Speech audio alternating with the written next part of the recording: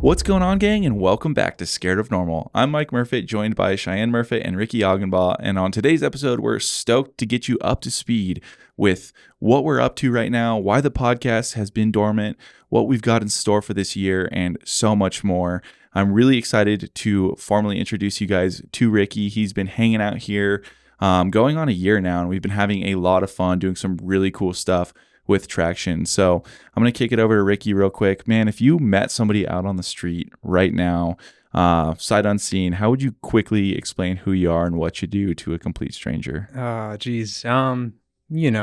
Pretty normal guy, involved with coffee and bikes and just trying to build a life around that. So yeah, that's pretty much it to sum it up. Heck yeah, man. Those are obviously two of my favorite things as well. And I think it's a really fun way to integrate the things that you love into a lifestyle and figure out how we can, fulfill our financial needs through cool things that we love. And I think that also means the end product at the end of the day, whether it be coffee or bikes, is that much more grand and cool for the end consumer too, which is super cool. So Definitely. Yeah, I'm excited to get into your coffee journey and your bike journey a little later on in this episode. But I'd love to chat about real quick why the podcast has kind of been sitting dormant. And we're really excited to have brought this project back finally. But we have been just busy in so many different ways here at Traction over the last year and more or less like the last few months. Like towards the tail end of last year, it was just a lot here and so many moving pieces. And one of those big moving pieces was, for a while now, we've needed to acquire a new coffee roasting machine because the machine we were roasting could roast 6 pounds of coffee per batch. And if you're not familiar with the roasting process, that's about, I don't know, what would you say? 12 24-ish pounds an hour. Oh, yeah, at best. At max, yeah. So, yeah, when you consider like some of our accounts are, 20 pounds a week, and we've got multiples of those, and then, you guys are ordering coffee. We were pretty stretched on that roaster, and then packaging became really delayed and very difficult. So we were fortunate enough to finally get a new roasting machine, and that landed here kind of early fall of last year. And we went through a lot of like deliberating on figuring out what kind of machine that we wanted to get. And previously we've had a San Franciscan 6-pound roasting machine. Loved that thing. We roasted on that thing for almost 5 years straight. And still here. It's still here. Yeah, we still got it. Yeah, it's still beautiful. Parked out there, still looking pretty, but 5 years straight on that machine. Never had any problems with it. Pretty insane. And we started calling around trying to figure out like which direction we were going to go. And we decided to go with a Dietrich, and that was in part to Ricky's experience roasting on Dietrichs. I actually started roasting coffee on a Dietrich myself, and we ended up getting a beautiful black Dietrich, and it's a 12 kilo machine, which effectively means it can roast at max capacity 25 pounds of coffee. So we've effectively increased our production 4 times over. Yeah, it was a game changer for sure. Yeah, and So that's like 100 pounds an hour now? about 100 pounds an hour if we had that thing fully going. So yeah, that's a big increase from, 20, 25 pounds an hour, which is really cool. But I want to elaborate a little bit on getting that new machine, because it wasn't just like, hey, the machine lands and we can just plug it into the wall. So the biggest hurdle for us initially getting it was, figuring out, okay, where do we put this thing? Where's it going to look best? Where's it going to be the most functional in our shop? And then we had to drill a hole in the wall, which was absolutely terrifying. Kind of going back to things we've talked about on these episodes in the past, like we love to do everything internally as much as possible for multiple reasons. But obviously we get to save a few bucks if we can do it in-house. So we had to figure out how to cut, what was it, 8-inch hole? I was just thinking like an 8 or 10-inch hole through a cinder block wall. Oh man, it was so scary. So we had to rent this like big core drill and like figure out how to do that without like knocking down the whole wall, which was a little bit terrifying. We're learning along the way. Yeah. That's the beauty of it. It's like, we're obviously here to roast coffee and share it with you guys, but like we're also getting to learn like these valuable life lessons and build stuff along the way. So bringing in a brand new roaster, crated, and putting it where we want and plumbing it in, that was a huge feat for us. Certainly. Yeah. And Yeah, that was a cool thing. Like that's something that I've never experienced. I don't know if it's something you'd ever experienced, like receiving a brand new roaster. No, I've never even roasted on a brand new roaster. So that, yeah, I mean, pulling tags off, installing it, putting the first, maiden voyage of beans through it. That was that was incredible. And it just operates like a new machine, like you'd expect, like driving a brand new car off the lot. Just everything just clicking, shifts perfectly, and yeah, everything's aligned, works as it should.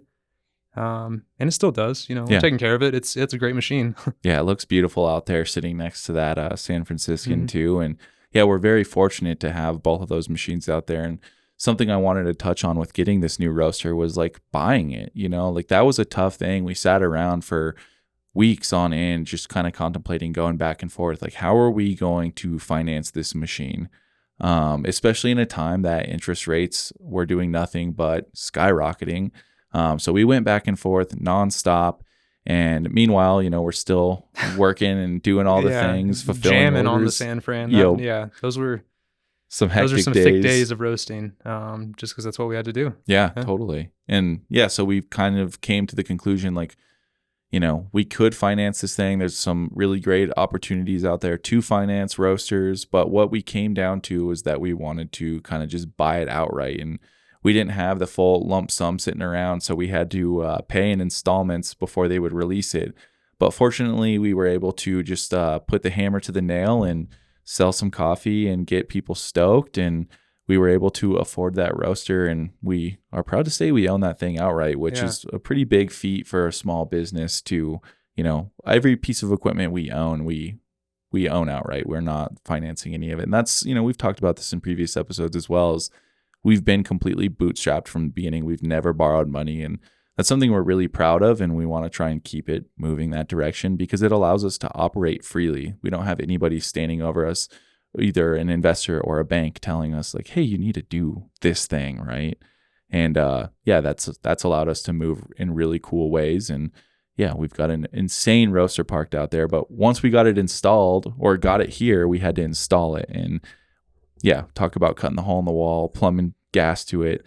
You would think that's maybe it, right? Well, no, that's where the fun kind of begins. Yeah, there was is that where you want me to take you from there with after we did get it installed? And, yeah, let's talk about like what's it look like to start putting coffee in there. Yeah, so since it's a brand new roaster, we had to season the drum, which is essentially just getting some oil buildup on the drum itself from the coffee, just because it's all bare metal. So yeah, we had to throw some, essentially just kind of toss some roasts away. We didn't sell it as traction coffee, but it was just used to season the drum, and then get an idea of how this machine wants to be steered, because it's a very different beast than the San Fran. We do have software built into it, so we can get live readouts of time and temp and rate of rise and all that beautiful information. But yeah, it's like driving a completely different car, different vehicle. Going from a 6-pound machine to, we can do 25, 26 pounds. We usually sit around 20-pound batches, but yeah, everything about it was different. But like Mike said, we're both familiar with that machine, that IR12, and it being the 2023 model, it definitely came with some new bells and whistles and beefed up components, and it's just an incredible machine. Shout out to Diedrich. We both love that machine. Yeah. IR12, it's a workhorse. Yeah, it was impressive the first time we fired it up, and we're like, wow, that thing sounds a lot different than the Diedrichs we're familiar with. Yeah. And like, sure enough, there's a bigger impeller on there, which moves air through the machine and, greatly aids in the roasting process. And yeah, that upgraded impeller, and just like there's a couple of components that they've upgraded over the last few years, it really makes this thing like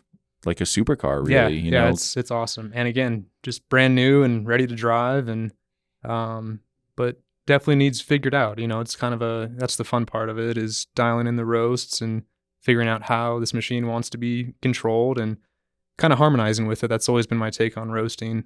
Just figuring out how to work with the beans and the machine. So it's been a fun journey. I feel like, it took a while to dial in our profiles from the 6-pound machine to a 20-pound batch machine. But once we did, it's been awesome. I haven't really looked back. I haven't roasted a single batch on the San Fran just because I enjoy the Diedrich. Yeah. I think that's a cool thing to talk about too, is like the profiles, right? Like And if you're not familiar with what a profile is, it's essentially like the recipe that Ricky's creating and following to make the coffee taste incredible every single time. And yeah, basically going from that smaller machine to the bigger one, not only are batch sizes different, but also the way that the heat is applied from the San Franciscan to the IR12 is completely different. And I think that's something cool to talk about. Totally. You know?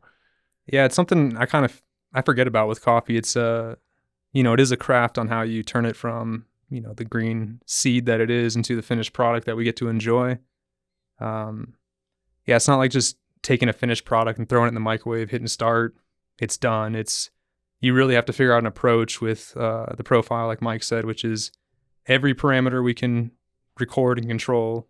I have some sort of finger on the pulse of it, and I'm steering it. So it's figuring that out along the way, and then you kind of have like recipe cards that you're working off of and adapting along the way and figuring out what works and what doesn't, what produces certain results. And yeah, just that's kind of the journey I've made a career out of, crafting coffee and finding that that balance between knowing your machine and the coffee and your abilities with those two things. So it's an ongoing journey. It's always evolving. I'm always learning more, and that's what I'm able to dump into Traction now. And and everyone that's out there enjoying the coffee gets to reap those benefits, hopefully. And kind of you're along for the ride. That's another cool thing is these coffees are changing. They're seasonal, and my approaches to them are, although consistent, it's going to produce different results throughout the year. And that's kind of the take I have on roasting is, enjoying each batch and getting the best out of it each time. Yeah, I love that sentiment. And I love like the way that we were able to go from that San Fran to the Dietrich, and like watching you apply those, like that philosophy to that, like not once were you like, oh, this isn't working. It was just like, okay, how can we work with this, and like approaching those hurdles, because you're putting the same exact coffee in the machine that you were putting, right next to it, the 6-pound machine, you're putting it in this bigger machine and it's doing something completely different. And you're just like, okay, like I need to do this with how much gas I'm applying, or where's the airflow need to be turned up. And we'll get into a little bit more of the intricacies of like what this all looks like here later in the episode. But it was cool getting to watch you navigate all those pieces and like figure out like, okay, the coffee's really great. How can I make it that much greater on this machine? And watching this quality evolve, because not only are you able to see more with this new machine, this machine's more advanced, and we're also roasting more at a time, so it's going to stay more consistent over time as well, which is super cool. Yeah, that's again all wins for us with the new machine. It's got more and better versatility than the other one. And I just want to mention too, with the San Fran, we really did. Especially with just the years leading up to me being on and roasting, that little machine. Holy cow! I mean, you made some adjustments and adaptations to it over the years to do back-to-back roasting, because that machine is not meant to do what Traction was doing with it. And it was, literally we're putting in as much as we can, maxing it out with 6 pounds, roasting as much as we can back-to-back. And then we, you made the adjustment on the cooling tray to cool the coffee faster. So we really could do back-to-back roasting as much as possible, which is just insane. We got the most out of that little roaster that we could. It's cool. So like when we were shopping around for roasters, of course I called San Fran, which is, they were one of the first phone calls I made, and we were talking about how we were using that 6-pound machine, and they were asking, okay, what size are you thinking you need? They had a couple in between, like the comparable size to what we ended up getting through Dietrich. And I was like, well, this is what we're currently roasting pound wise, and this is what we've done over the last year. And the guy on the phone basically called me a liar, not in like a malicious or a mean way, but like he didn't believe it because nobody else had really ever done that before on that specific machine. And he's like, I need to check a few things, but I think you guys may be roasting more than anybody else in the entire world on that specific size of machine. And the next time I talked to him, he was like, yeah, I'm pretty sure that's the case. And that was a really cool thing to hear, because it was just like, okay, we're not crazy for thinking that this is like a lot of work. Right. And we definitely, made the most out of what we had. I think that thing goes was running back around to like, clock. Totally. Yeah. I think it goes back to that bootstrapping mentality too, of just like, this is what we have. We're going to make it work until we have the, availability or potential to get something new. And yeah, we worked for a lot of years and we stashed cash away for a lot of years. And, you know, it goes back to like I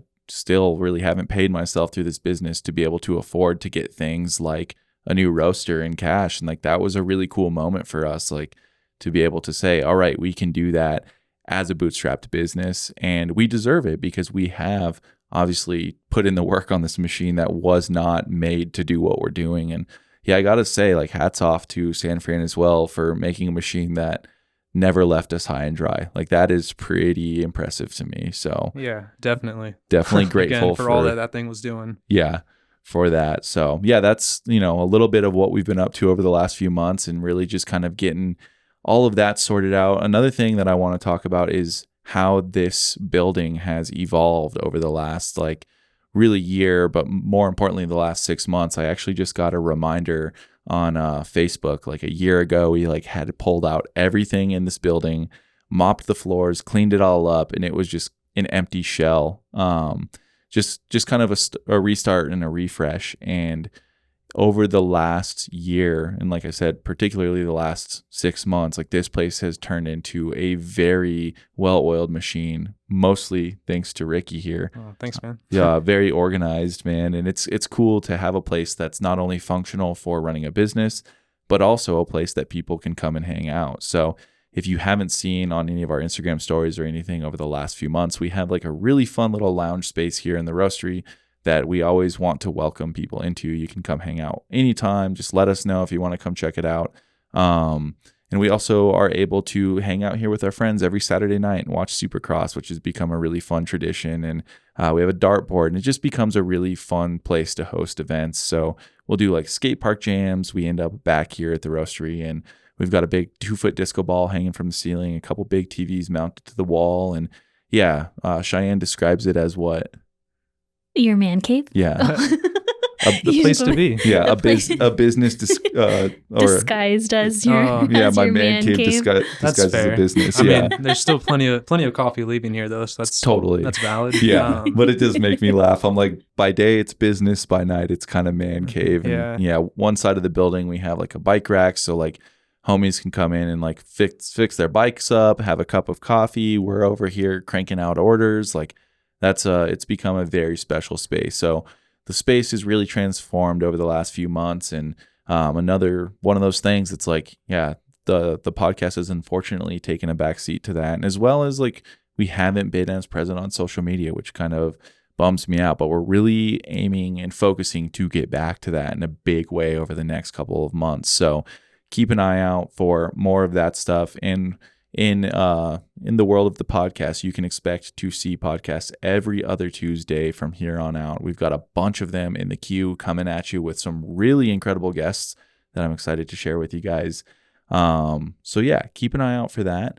And I guess another one of the big things that I kind of wanted to talk about that's taken my time in particular over the last year as well is I recently fell into a project on YouTube called Joy of Bike, which has been another really fun thing. And that platform is basically celebrating the joy that comes along with a bicycle. So we're doing things over there like instructional videos and filming our sessions with all of our incredible friends and just all that fun kind of stuff.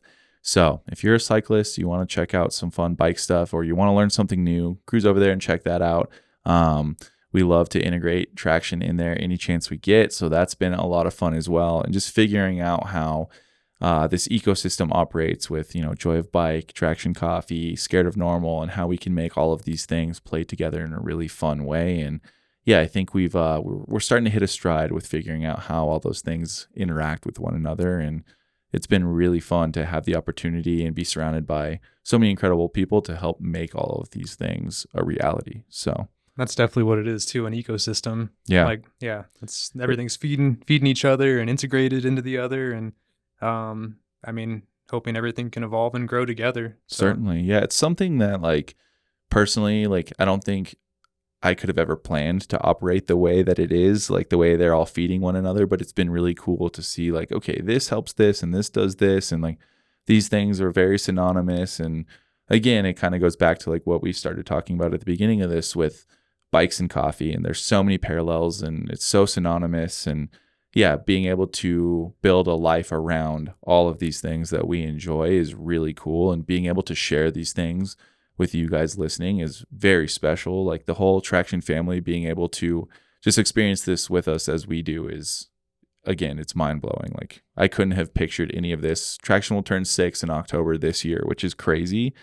And I go back 6 years ago, like could not have pictured any of this happening right now. Even just considering, yeah, we've got a brand new roaster parked in the other room. We're doing some really cool stuff with that. And yeah, very fortunate. So thank you guys all so much for supporting that. Thank you, Ricky. Thank you, Cheyenne. Like everybody else that's, in this building helping us out from time to time. It means a great deal. So that just like gave me a flashback to us moving into our very first apartment together. There was like this very weird half closet in our kitchen and Michael set up shop like immediately. Oh yeah. As in this little half closet situation thing as an office. okay. And he just sat there and worked his booty off to like come up with the name of Traction, the logo of Traction, the launch of the website, like Crazy. And it was just this whirlwind of like moving into this new place and having all of these new exciting things happening. And I'm just like picturing you in that like chair in the kitchen, in the closet, and like now, could have never such planned a beautiful, for any of it, like beautiful that's the thing. Mm-hmm. Yeah, I mean, yeah, I always, when I describe the busiest month of my entire life, I think that one is the one that comes to mind. That was like in October of 2018. Okay. We were planning Traction. I had just gotten let go from Hotbox Roasters, which is where I cut my teeth in coffee. And I was starting a new job and we were moving, and it was just like all at once, and like, I think, with pressure comes a diamond, and I felt very fortunate to like, we also had our hand forced in when we launched Traction because our buddy Joey like filmed this really cool like video, and then he posted it like, congratulations to my friend starting Traction. And I'm like, oh no, like he has official a large social media following. And I was like, oh, we got to get the website up right now. And like I literally stayed up all night and got it done. So yeah, very fun. And yeah, this so not much has changed. Yeah, huh? yeah. I was just gonna say this period of Still time going. right now feels very synonymous. Like the other day, I was talking about how I feel like right now, I feel like all the pieces are coming together and all the hard work is like coming to a head, and there's a lot of like cool things all happening at once. And yeah, that's a byproduct of like showing up for all those years and putting in the work and like having really amazing people around to help realize the vision and drive the ball forward. So yeah, again, thank you to everybody involved, from everybody in this building to everybody listening, everybody part of the Traction family. It's, yeah, none of this would be possible without any of you guys. So yeah, very special. Well, back at you, Mike. That's, Hell yeah. Yeah, dude, Thank I you. appreciate you.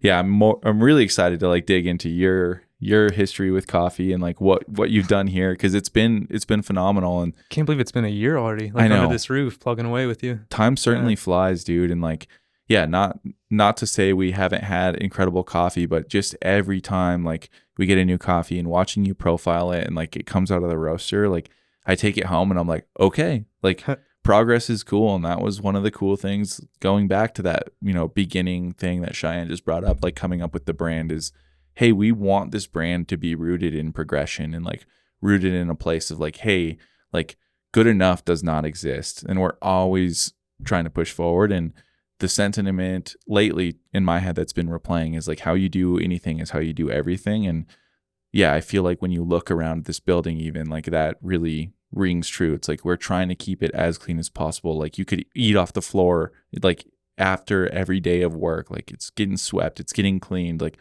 the couches are always getting put back. The cooler over there with all the drinks is always stocked full of stuff. It's how you do anything is how you do everything. And it's really cool to see it all shaping up. So another thing before we jump further into Ricky's story is I want to talk about Snap Chill as well. That's a product that we've had a lot of fun with over the last couple of years. You guys have really enjoyed the black coffee and the oat milk versions.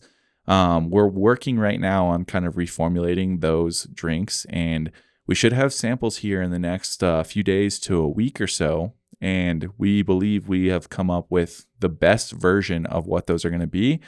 So we're excited to report back on that here pretty soon.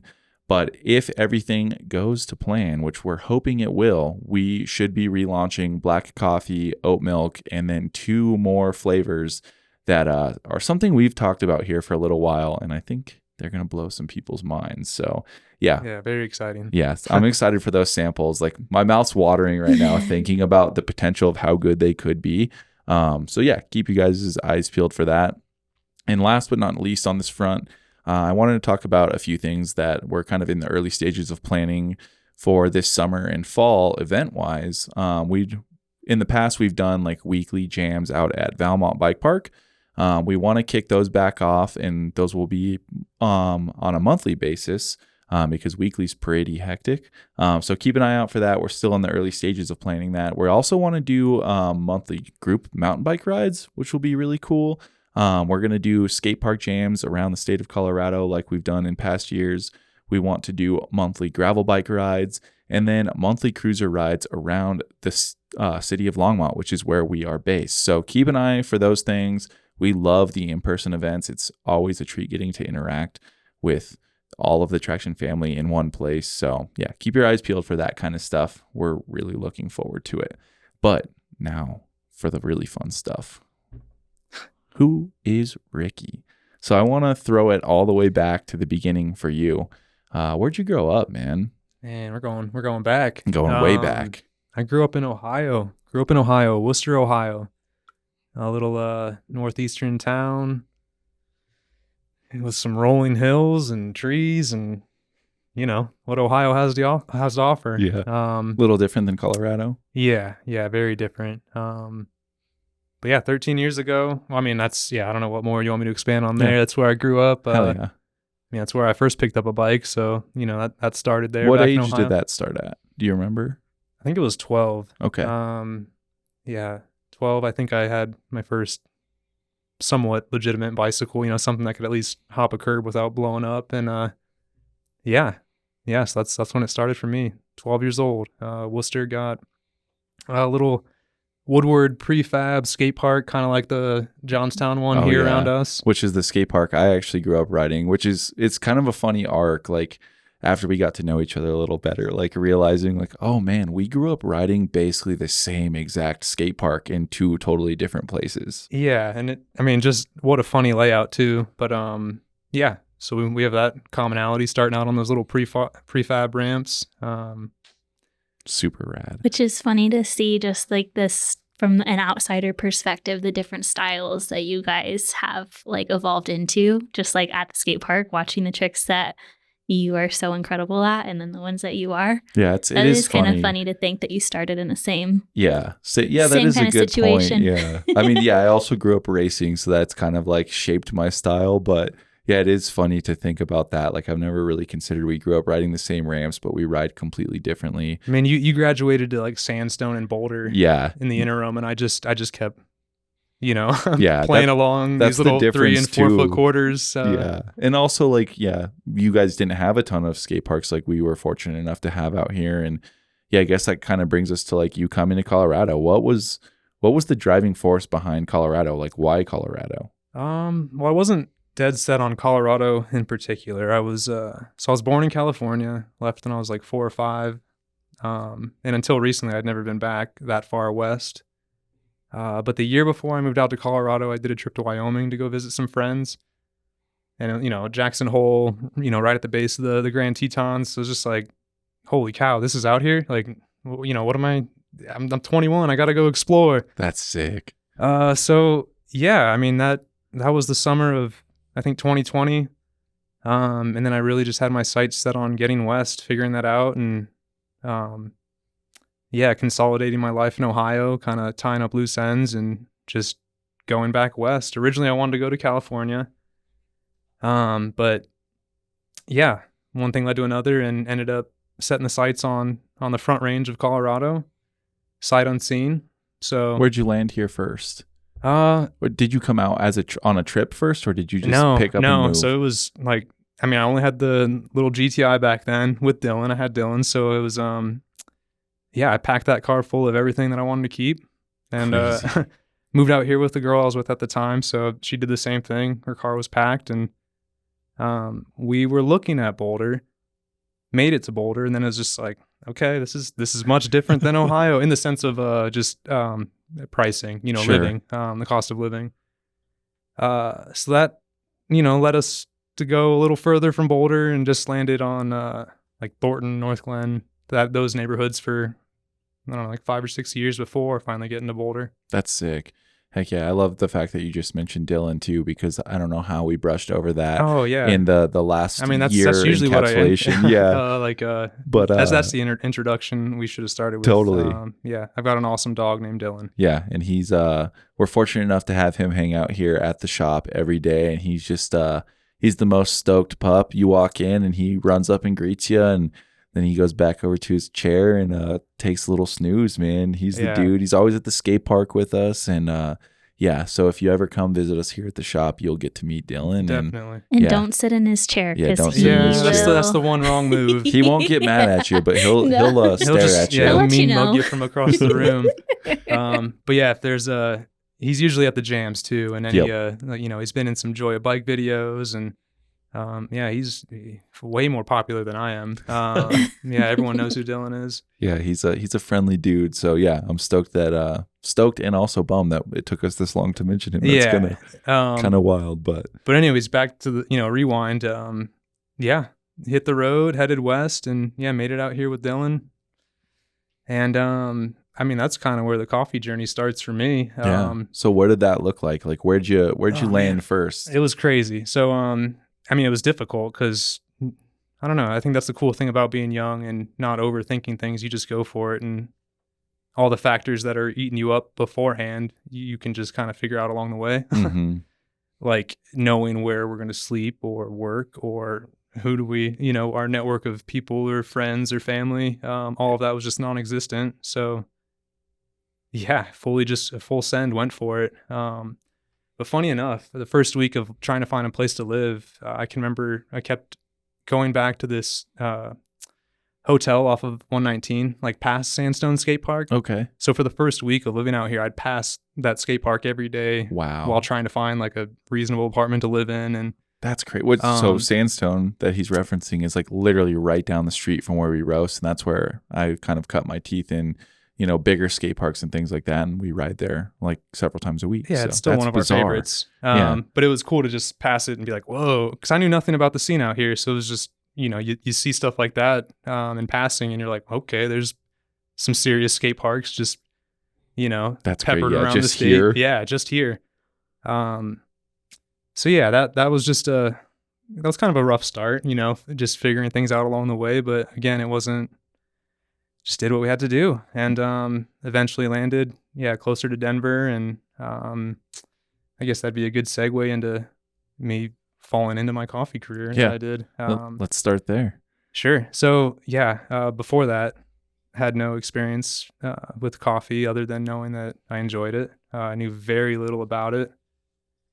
It's a hot brown liquid that wakes you up, tastes good. But it was just very foreign to me, but I knew I liked it. And I found, even rewind before that, move out here. I've got no connections, no prospects. It's just a blank canvas. And it was, I was subscribing to this attitude that it's not what I do, it's how I do it. Mm-hmm. So I should be all right if I just find something and do it well, do it with passion and intention, and something will sort itself out. It wasn't the case right off the bat, but eventually I found a job working for a specialty coffee and tea company, and that was my into coffee. It wasn't a glamorous first gig. My first job for them was working like 3 p.m. to 1:30 a.m. Whoa. An assistant tea packer, so it was very monotonous, just mind-numbing work. But it was still an incredible company that I got to move up the ranks and just learn what I could in each arena that I was in. So eventually I was an operator in the tea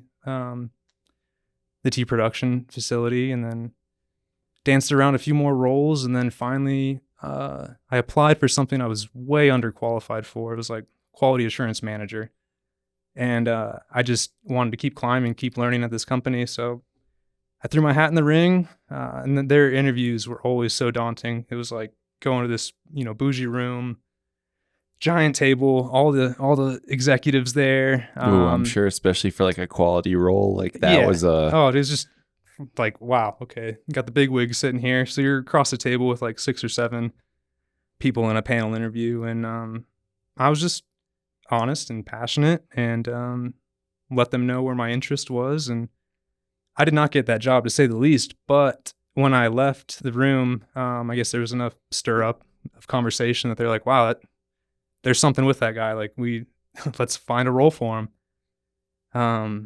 And then oddly enough, there was a roasting position that had opened up. So they offered it to me. Wow. And I couldn't believe it. I mean, and you're still working on like the tea side of things at this point. I had let's see, I did the tea operation for like a year and a half there. Then I moved to shipping, which again, nothing extremely challenging, but you learn a lot. It's just amazing. You learn a lot in any arena. So yeah, giant company, learn a lot about logistics and shipping and just how that, piece of the machine works. And then, so I moved from the warehouse, like shipping department to roasting, to me, which was like, that's like a quantum leap. It totally. And it's like, in my mind, it was like the top, it's what the company, it's the heartbeat role of the company, like coffee roasting for this awesome company. So yeah, I was super excited by that offer, and I jumped on it and started up as soon as I could, and was just kind of overwhelmed with interest. Like I couldn't get enough of it. So, every day I went in just eager to learn more and to, get my hands dirty, just hands-on experience, like just to do it all. And then, I'd be reading articles, I'd be, digging up information on forums and just learning everything I could in and out. That's so cool. Of work. I mean, I think it was the first job, first thing of a job that's like you want to keep going with it once you clock out, and that's pretty special. Was that like your first experience outside of BMX of finding something that you were like overly passionate about, or like I'm doing this in my free time to figure out like how I can be better at this? It definitely, there is that overlap, because it was interesting that it didn't.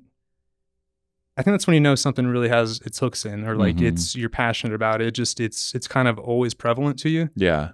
You don't have to, I mean, yes, there was times like it still has the work element to it. Like, oh shoot, I really want to read this book about roasting. It's okay. That's not, yes, there's fun parts in it, but it's still like, they're still studying, they're still learning and pushing yourself, or, going to classes or expos.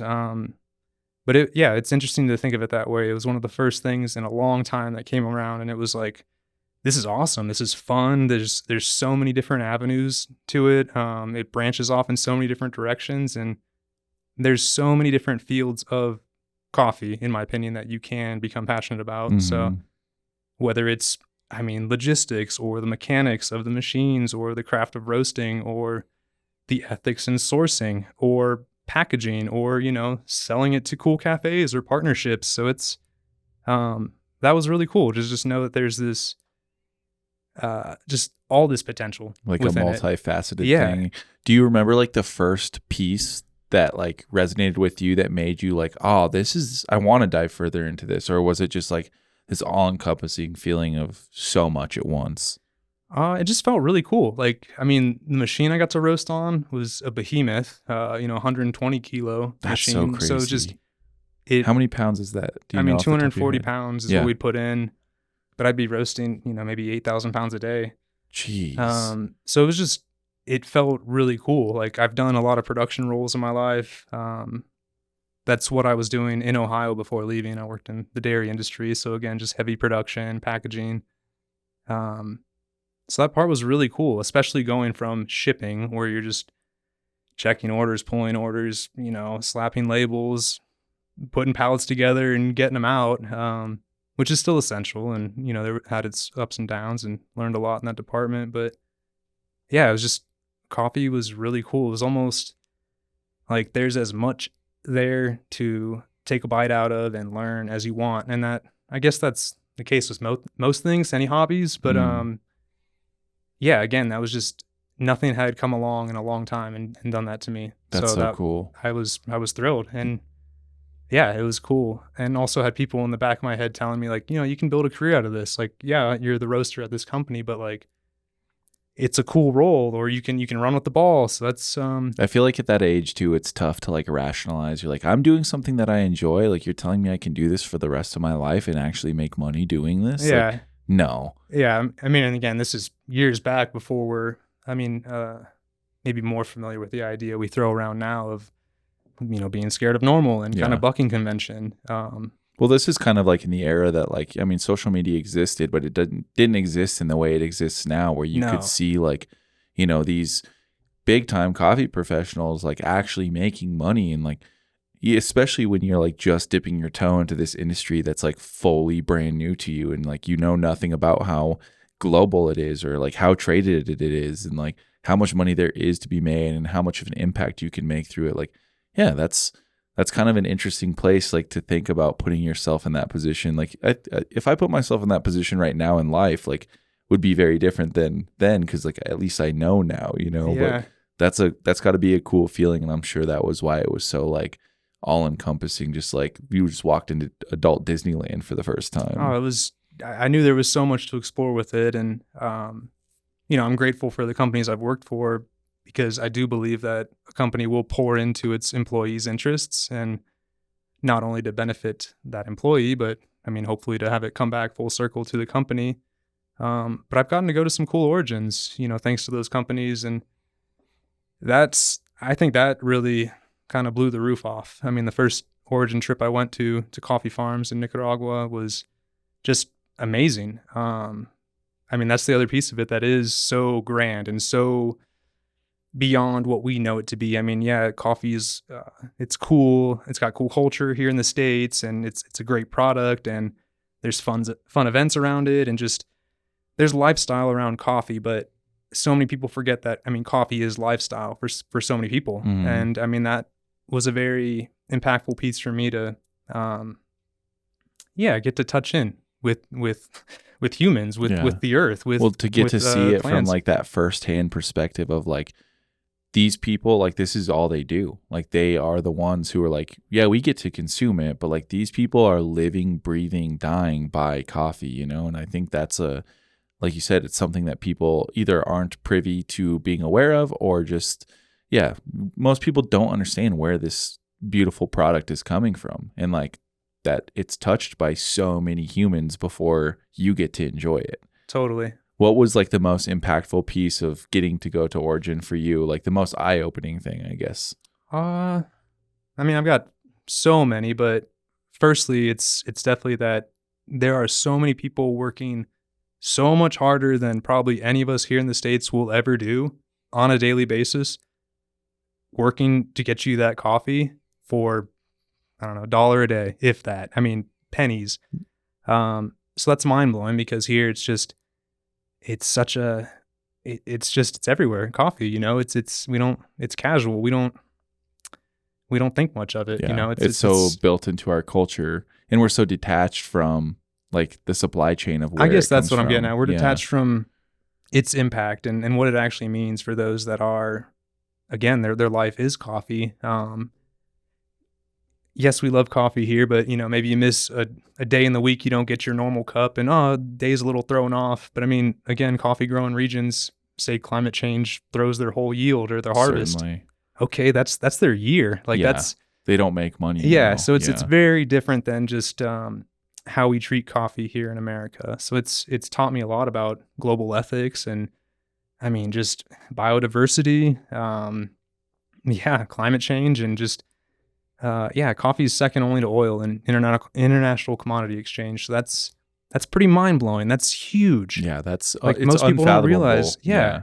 When coffee's the second most consumed beverage to water, but like when you really think about like compare that to oil, which is in all of our vehicles, it's in so many of our clothes. Like, dude, think of that's insane. Like what oil is called. Wars, land degradation, human exploitation. So it's the same things apply with coffee. So that's what's been empowering for me to learn that and be able to side with companies that can prioritize those things. And that is what's beautiful about specialty coffee. The pendulum is swinging in that direction, and there are great changes happening.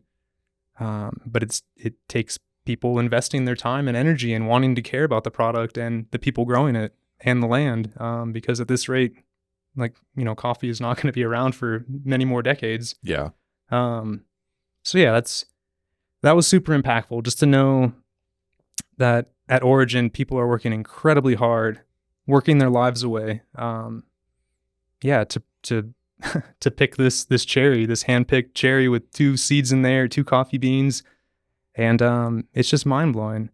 And the other piece is how connected those people are to the earth. That's anytime I've gone on an Origin trip, I've been able to reroot myself in the earth and with people and with culture. And even if there's a language barrier, even if there's just discomfort built around the trip, it still is very humbling to detach from all the hustle and bustle we have here, and to connect with something as intimate as a product like coffee. I mean, because there is so much intimacy, just all the love, all the intention, all the hands that have touched it, even logistically, like coffee getting here, and then we house it, we roast it, we cup it, we hit profiles that we enjoy, and then we share it with the people we care about. So coffee it's such a beautiful medium, and that's, I don't know, just the idea of it just keeps expanding for me. Yeah. And that's what's kept me in coffee. I love that. And yeah, I mean, shoot, even those years I wasn't roasting, I was still around coffee, learning about coffee trade. So yeah, it's been a cool 13-year journey thus far. Heck yeah. Going from, when did you first go to Origin? Like, do you know the year? 2014. Yeah. Was that after your first gig in coffee? Had you moved on to? No, so that was still the first company, and I wasn't even roasting at that point, I don't think. They would do annual Origin trips and open it up to the whole company saying, "Hey, write us an essay. Why should we send you?" Wow. And I was blown away by the perks at this company, so I sat down with pen and paper, put some ideas down, and it took. I mean, it was all very very honest and very real, and just what would that mean to me if I could be given that trip. And that was my first Origin trip, so that that really blew the top it right really off did. From an early stage. Did you say you weren't even roasting I yet? don't think I was roasting yet. I was still in the shipping incredible. department, and I remember how crazy that felt. Just but so I want to say that was a stepping stone. Like that's kind of cool too, like working in the shipping department, and then like you are in the shipping department, you're almost the very end of that supply chain before somebody gets to drink that coffee. So then getting to go leapfrog all the way back to the beginning of it and see like, okay, I know how it's getting roasted. I know this. I know it's going to a cafe or to somebody's house and they're drinking it. But then getting to go all the way to beginning and see, okay, these guys are harvesting this thing that I'm packaging up like this roasted product to send. Like that's what a cool way to touch the entire supply chain, and like how special. Yeah, it was an honor. And I remember, coming back and just being so excited about the trip and sharing photos, sharing stories. And I'm sure that played into them, thinking, wow, he's passionate about coffee. We think he could learn the craft of roasting. And, a few months later, one thing led to another, and that opened up. So sick, man. I have a question. Yeah. Okay. Yeah. I feel like just hearing this conversation kind of unfold, there's so much intimacy, I feel like, for you between yourself and the roaster, like the actual machine, and the harmony that you explained about how you move with the roasting machine. And so I'm curious if you remember the first time you like stood foot behind that giant 200-pound roaster and like turned it on and started roasting for the first time. I remember I was nervous. I mean, because it's so, again, roasting is like no other production. Yeah. There's nuances in every field, but most machines you can hit stop. Even in the art of brewing, it's there's changes happening, but it's not as accelerated as roasting. So it was very daunting to know, like, okay, like seconds matter, degrees matter, stuff is moving very fast. Yeah. We're at 400 degrees, well, we're at 415, like it's, stuff is moving fast, and it's dangerous too. I mean, like, you can't ignore the fact that there's giant swinging arms or, giant cast iron plates opening, or A lot of heat. you know, 240 pounds of soon to be combustible material. Like it was daunting. I mean, Yeah. it's production, so it's loud. You feel the heat of the coffee coming out. I remember Yeah. that being like, whoa, okay. And then not to mention 240 pounds of quality coffee. So like, you don't have time to be on your phone. You don't have time to be, you know, messing around with your coworker. It's, I kind of liked that pressure because I was just like, oh gosh, I got to nail this. I got to nail this. Or if I don't, I got to learn from it. Mhm. But there's no, I don't know, you have to be ready for it. It's not just like, oh, that batch sucked, let me go take a breather. It's like, nope, you got another batch ahead of you. And again, this is like big production. So it's Right. like it's well-oiled boom, machine. boom, boom, boom. Yeah. No, it was scary. Yeah. Just knowing there's that much, you know, money in the roaster right now that I'm responsible for, that if I'm aloof or miss an adjustment, I could blow the roast, or worse yet, there could be a fire, which is always a potential. So there's, yeah, not only is that dangerous, that hurts equipment and it could hurt, you know, the building. So it's, and again, this is like the crash course, like, hey, welcome to roasting. Don't burn the building down. Yeah. But hey, don't burn the building down. It's like, oh, Oh, wait, I can do yeah, that? that's the real thing, huh? So, you know, it is kind of like, I don't know. I felt like it was a step up, because it was like, all right, whoa, this is real deal. Yeah. And not only that, but the place I was at, they have an awesome cafe with just a glass wall, so all the customers can see you roasting. So it was also like, okay, like, Whoa. because other stuff would happen you don't expect, like spilling beans, or you've got a cooling tray door open, Oh, or that's the worst. I've had hoppers walk away, the casters aren't locked, and I'm dumping, you know, hundreds of pounds in, and I look behind me and there's people in the cafe just smiling, watching hundreds of pounds dump on the floor. So it's, You're just thumbs upping them. yeah, I mean, it was crazy, Yeah. but it was exciting. Wasn't the most conducive to a friendly arena, just because there's a lot of like veterans on the floor, and Yeah. you know, Yeah, I fresh mean- fresh meat, bottom of the totem pole. Do you want to say the company? Because I feel like it's cool to talk about. Yeah. Yeah, I mean, Allegro Coffee Company, you know, shout Like out one to of them. the most OG in the One of the most specialty OG, man. space. Like, so I think that's a cool thing. Like when you say like OGs, like walking on the floor, like I think that's why I'm like, yeah, let's say what company it is. Because it's when you think about where they started, how old they are, and like the things that they brought to the forefront, it's pretty amazing. And then here you are just like, yeah, you're roasting coffee now. Have Yeah. fun. And you're just like, oh my God. I'm No, like a zoo animal sitting behind this glass, behind this big ass machine. And Definitely. here we go. That's a lot of pressure, but I feel like exactly like what you said, pressure creates diamonds, and it's obviously done that with you.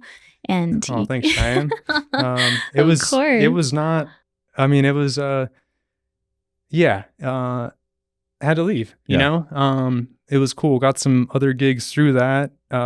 For a little bit, I helped them roast on Tennyson Street in Denver. Because they had another Was beautiful that their roaster. like craft roasting? Yeah, the ACR. Yeah. But they had another really cool roaster there, the Loring, Mhm. Falcon, which I don't know. It's just, that's the cool thing about roasting. It's like when you learn how to drive, you can drive any car. So Yeah. like, okay, here's a junker, here's a Lambo, here's a Ferrari. Like, you know, it's, They all do different things. they all do different things. They're going to drive differently. So that's cool about jumping on a new roaster. It's foreign. How many different brands of roasters have you roasted on now? Oh man. That's probably a tough one to answer. Probat, Diedrich, San Fran, Loring, US Roaster Core. Okay. But I mean, that's, so yeah. And anything else would be like too small to not really mention, you know, just get Yeah. on and tinker. But so many various like size, oh yeah, batch I mean, sizes. sample size all the way up to, I mean, I've had a few roasts on, Allegro had they have two bigger roasters than the one I was on, but, they had a 4-bagger machine, so 4 burlap bags. So, you know, Wow. 480 pounds essentially per batch. Yeah, that's insane. Yeah. And like, yeah. That's like I can't even fathom that. Yeah. That's so If many you've beans. never seen like a coffee burlap bag size, just like Google that so you can get like a reference of how big that is. Like when we offload a pallet, like those things, they're heavy. Yeah, Like, 60 to 70 keys Yeah. or kilos, and that's it's yeah. a lot. So yeah, then having that much responsibility, like, and you know, hundreds, if not thousands of dollars of product that you have to get right in like, you know, 12 to 15 minutes. Oh yeah, Like that's responsibility, man. That's crazy. but it definitely, you know, kicked me into gear and learned a lot and had a good year and a half of roasting over there. And I mean, it was over 1 million pounds. Like I've literally Wow. roasted over 1 million pounds there. And that's just crazy to think about because since then, you know, the scale has been all over the place. Like,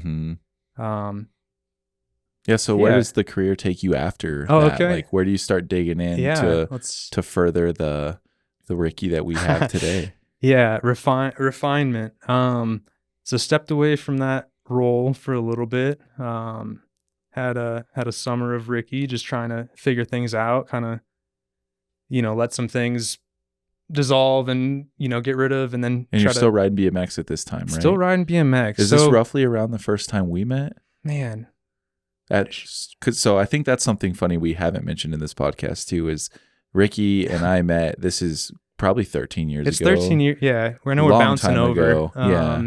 Should we just go doing some through on overlap. this Yeah. story right now then? Yeah. Because that was I think that was that's a like cool touch point. that was probably first month in Colorado. Okay.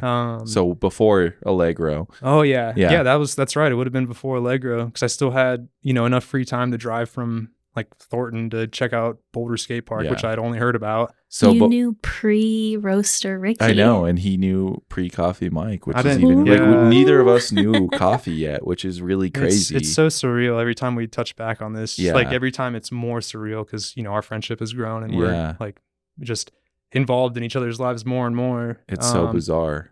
But yeah, so 13 years ago, move out here. And that was tough. I just have to admit, like, I didn't know what it was like to leave your community, whether it's just a bunch of punks that ride bikes or friends you grew up with. Like, It's home, man. It's home. It's your community. I had no idea what that was like. And it took me years to understand that was such a like detriment to me. Sure. But anyways, yeah. And it's just tough. You go to a new spot. Of course, you want to ride your bike, but you're not going to go to a park, a huge new concrete park, and just, you know, get wadded. And I don't know. It's There's kind a of tough learning to curve, ride by yeah. yourself at new parks. But anyways, I remember throwing my bike in the car, setting out for Boulder. This was before Dylan was always in tow, because then you would have definitely remembered if Dylan was there. But Yeah, I was going to ask. I don't remember that. no, But yeah. I pull up to Boulder Skate Park, get the bike out, take a few laps, and then the show started. But no, that's and I mean that 100%. But yeah, you showed up. Matt Cordova, showed up. Yeah. I don't know if there was another person there. Our buddy but, Garrett was there, I'm pretty sure. But this was my introduction to Colorado BMX, and I was just like, I stopped riding at the park that day. I just, you know, found a corner to sit in and watch, and so yeah, it ended up being Mike Murfitt, Matt Cordova, two of my best friends now, and I didn't know that for years. I didn't know that well, no, I did, because I remember after you guys left, I'm talking you guys up to some other locals. They're like, oh yeah, that's Matt Cordova and Mike. It's like, holy shit. Like that was insane. I mean, still that riding holds up to some of the best. I mean, that riding was untouchable. It still is. Yeah. Both you guys were ripping, and it's so funny that, yeah, man, I just was like, who are these dudes? And that was the day that Rich Vossler showed up and he was shooting some photos, and like first day we ever met him, and I'm pretty sure he shot a photo of me, like I'm doing a trick on this hip jump, and I'm pretty sure Ricky's in the background. It's gotta be. We gotta find that photo dude, and it's pop sick. it up. Yeah, I'll put it in here because it's pretty cool, and like, yeah, I think it's just, that's something cool to cover for the lineage of like where we stand now. Is like, yeah, how would we have ever known 13 years ago that we'd be sitting here today? And yeah, it kind of resonates on what I was saying earlier of like 6 years ago, I could have never imagined, and like, throw back even further, 13 years, like I would have never guessed that like Ricky, this dude who we just bumped into at the skate park, would be one of my best friends. We're hanging out, doing coffee and bike stuff, and like, bizarre. So yeah, stoked that encounter happened, and yeah, that was a fun day. I mean, that day is burned in my brain like so well, and such a cool day. Got to see amazing riding out of you guys, and then yeah, you guys just blasted down the trail, and I was just like, who the hell were those dudes? Like, happened? Yeah. But anyways, like, you know, fast forward another 8 or 9 or 10 years at Boulder Skate Park. Yeah, and it's our probably paths like 8 cross years, again, something like that. But we met at a jam officially, and yeah, it was crazy. That was a cool thing too. Is so Ricky had sent me a Instagram message from one of the coffee companies that he was working for, their Instagram account, and I don't know. This is gonna sound kind of mean, but like usually when people in coffee like send you a message and say like they ride bikes too, it's like kind of just down the street or whatever. Yeah. So I kind of like essentially wrote him off, not remembering that it was this dude that we had met, years prior at Boulder Skate Park. And I was just like, yeah, man, it'd be cool to get a session, whatever. Like that kind of stopped there. And then we're sitting at Boulder Skate Park. There's a big jam going on, and Ricky's riding, and then he comes up and introduces himself to me, and I'm like, oh my gosh, like this guy rips, dude. It just like blew my freaking mind, like that, we have such similar interests in coffee. He's killing it, and then he's on his bike, and he's like, we always say it's like the Ricky show, because it's just like so much fun to watch. And yeah, from there it was just like, cool, dude, like when are we riding together again, because this is a lot of fun. And yeah, it's blossomed into what this is today. And yeah, very bizarre. Wow. Yeah, that was probably, almost going on 6 years ago, which is crazy. Yeah, but I remember, sizing traction up from the outside, just thinking like, what a cool operation. Because obviously it's coffee and bikes, and like, dudes about their work and having fun. So I remember seeing that from the outside, just like, what a cool operation. Not really knowing, who was involved at that point or how big or what, groundwork had already been laid with the company. I just kept plugging away at the things I was doing. And by this time I was living back in Boulder. I was finally found a gig that I could sustain myself in Boulder. And yeah, that's when I was roasting for Conscious Coffees. So another awesome shout out. Yeah, probably the company I feel most indebted towards for just helping me build gratitude and just an understanding of coffee, and just a greater appreciation of the value that's involved around every corner with coffee. And yeah, that was another 4 years in that. Yeah, I feel like that's role. What like really founded you too in I think coffee. so. Like when I hear you talk about coffee and like the amount of love you have for it, like obviously that was found with Allegro and your time there and like these amazing opportunities, but then the passion that you exude for it really comes from your time at Conscious, and like hearing the things that you learned and got to experience and see and like feel and just all these things. Like it's so amazing that you got that time there, and yeah, that you're able to now come here and help apply those things. And yeah, every time I love our conversations, because it's like it resonates so much off of like, man, like I learned this thing and it's really cool. Like how can we apply it? And it's very special to, have you here after experiencing something so amazing from such an amazing brand as well. And yeah, the guy who founded that, Mark Glynn, you've talked so highly of him. Oh, yeah. And still a great brother. And yeah, he really helped instill some values in me that I think it's service to others to be able to, replicate them elsewhere, or just to share the ideas to try and build off them. So yeah, I'm super grateful for that time there. And even though it's sold from the original husband and wife owner at the time to a new individual, that also helped kind of refine my role in coffee, because I was handed the reins to a very awesome, well-established company that I didn't feel suited to be like, oh, like, are you sure? Like I get to make decisions on green buying and roast profiling and hiring practices, like everything.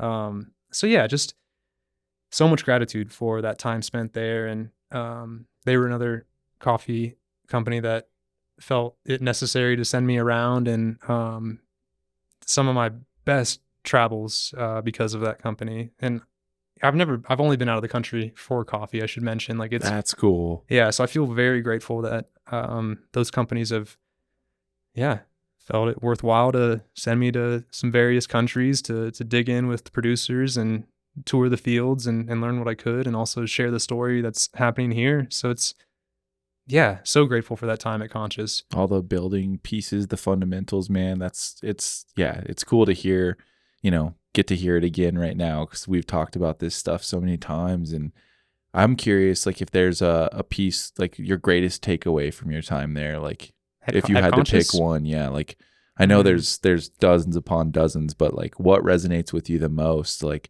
that you practice in not just coffee, but like everyday life? Because I feel like there were so many lessons learned. That's a great question. Well, again, it comes back to, I oftentimes called Mark my sensei. Just he had so much to teach me, still does. But at one point, he saw the potential to do what he wanted to do back in 96, or it probably would have been 93, 94, 95, even earlier than that. And then bringing that idea to fruition and making that dream come true. So I guess what I'm getting at is he had a goal, reached for it, made it happen, and really did an incredible thing. I mean, on a global scale, not only in the Boulder community, having an awesome shop, roasting up great coffee, supplying cool partners around town, but reinvesting back at origin year after year, making connections that, there's some 10, 12, 15-year connections with some of those producers down there, and that's huge. Yeah, that's crazy. So in a nutshell, I'd say there's the power of intention. I mean, just, setting out to do something that you believe in and making it happen. I mean, I remember that's what was so appealing about Conscious. I could not believe that it was like this mom and pop operation, just very humble. I mean, they had already won Micro Roastery of the Year, I think in 2011, a huge honor. Yeah, that's a big accolade. Yeah. So yeah, just, I guess the power of intention and, really letting that flourish and kind of be the guiding principle is, can be a beautiful thing. I mean, assuming you have good intentions. Yeah. So that was a big takeaway there. Because it's funny how that all came to kind of a halt. I mean, I stayed with them for another 3 years after the company sold and loved the new owner. Still an incredible operation. But it was time for me to leave. And I remember wanting to leave around COVID. It took me a while to situate the company in a way that felt good and finally leave. But yeah, I did. COVID year left, and it's kind of a good year for me to focus back on BMX and being with my homies and that. So there was plenty more going on at the time, out behind the scene and trying to figure out stuff with coffee still. But I think that process right there is kind of what set in motion what is today. I think so. For Traction right now, like having you here and roasting and, directing operations on that side of things, I think that really set it in motion because at the time, you had kind of like considered maybe starting something of your own with somebody you were working with. And yeah, it was a really cool time because you guys were looking at buying a roaster and I was just like, man, like we've got a roaster that's like not being used every day. Yeah. Like, have at it. And that was a really cool piece. I mean, for me, like being a business owner coming from like my place at Oscar Blues where it was always said like you help out your friends and there's no secrets here, and like being able to offer that space up to you guys and like have the opportunity for you guys to come in and see somebody else using what we're doing for what they want to do. It was just a special time, and I think that really set in motion again what we're up to right now. And it was the first location. Yeah. Which is kind of cool. So yeah, the OG Traction roasting location, man. So yeah, I got some time at the first spot even. Which again is just funny because we were trying to do our own thing and plugging away, sourcing our own coffee and building our own clientele. And yeah, it was so just like serendipitous that you were like, hey, you can use our roaster, because I was okay like that. Yeah. Who just falls into the usage of a roaster? Like it's pretty rare. So that was amazing. And I think it kept me still active with coffee, which is really good and then it got me more familiar with Traction and the little San Fran. And it was cool to like, even back then, like trade little tidbits of information, just like, oh, you can do this with the roaster, or like, this is what I'm going to start this batch at, or just sharing knowledge back then even. And it was fun too, because I feel like that also kicked off us getting to ride together a lot more. Like you had a little more free time, and then we're like, hey, let's go ride this skate park or go do this. And like a friendship was really founded in that era too. And yeah, we got to ride a bunch and get to do some really cool stuff, which kind of like brings us to current day, I think, like a lot. I mean, there's obviously a lot of stuff that happened in between, COVID year 2020 and, 2023 when you formally became a part of Traction. But like, yeah, I think that's what really set it in motion. And yeah, getting to go on, like we did a couple trips, and yeah, it was fun, man. It is. And that's, that was the refill I needed. And that's, again, why I'm in this, pouring into this and hoping we can make that work and sustain that lifestyle of, we'll work hard, but we're going to play hard. We're going to ride bikes with our friends for as long as we can. Mm-hmm. But yeah, that was a nice time. And even like, when I got the van and I could join to more adventures with you guys, stuff like that, travel around with Dylan, load the bike up. It's what I needed. I still need it. And that's why it's still a priority. And Speaking on that, I feel like it's probably appropriate to mention at this point in time, we've talked about doing, it was initially going to be a spring blend video, Oh, yeah. a BMX video, but I think it's probably going to turn into summer now just because the days and months obviously fly by. But keep an eye out for that because we're going to kind of travel around Colorado. We have yet to put dates on the board yet, but we want to go up to Wyoming and film some stuff. So keep your eyes peeled for that because we're going to put out like a BMX based traction video. Obviously Ricky and I will be in it, but all the homies that surround the traction family will be in it. Chris Fox has gotten a couple clips for it. Matt Cordova's gotten a couple clips for it. So some heavy names and just some really good humans will be floating around in this video. And yeah, I'm excited to share that with you guys and see what you think. And yeah, you'll obviously get to see Ricky putting it down. And yeah, it's going to be fun, man. So keep your eyes peeled for that. Yeah, I'm excited to get that rolling. Yeah, dude. So kind of jumping into current day, like for the people listening, we've talked a lot about like the roasting process, kind of your experience with it. For somebody who's like never seen a roaster or understands that coffee doesn't come brown, can you walk us through like the entire roasting process, like kind of at a basic level? Yeah, absolutely. So here in house, we've got some burlap bags full of coffee beans. We call it green. They're the green seeds of the cherry. So that's all of our coffee is handpicked, 2 seeds per cherry, which is pretty mind blowing to think about. Yeah. I mean, unless it's a pea berry, which I don't need to get into, but we've got one of those coming, by the way. So keep your eyes peeled for that. Yeah. But anyways, just the crazy feat of logistics, all that getting here. I'm fast forwarding so as to not bore too much. But anyways, we've got green coffee here, which is essentially just a seed. Coffee is literally a spice. It's a seed that needs to be toasted to be edible. So we weigh out our batches as we see fit. Most of our coffees are single origin, meaning it's just comprised of one bean. But we weigh our batches. 20 pounds is what I'm usually doing. And then we dump that into the top hopper of our roaster. After a warm-up period, when the roaster's already been idling and it's where we want it with temperature and just heat retention. I always say like preheating an oven. Exactly. It's before you put your pizza in, you put it at 420 and then you throw your pizza in. Yeah. So anyways, once the parameters are set to start a batch of coffee, that's when we'll load it in the top. And we're just dumping green bean into this drum that's on its side, turning over a heat source. I've got the ability to control the fuel going into that heat source, and I can control the airflow going in and through the drum of the roaster.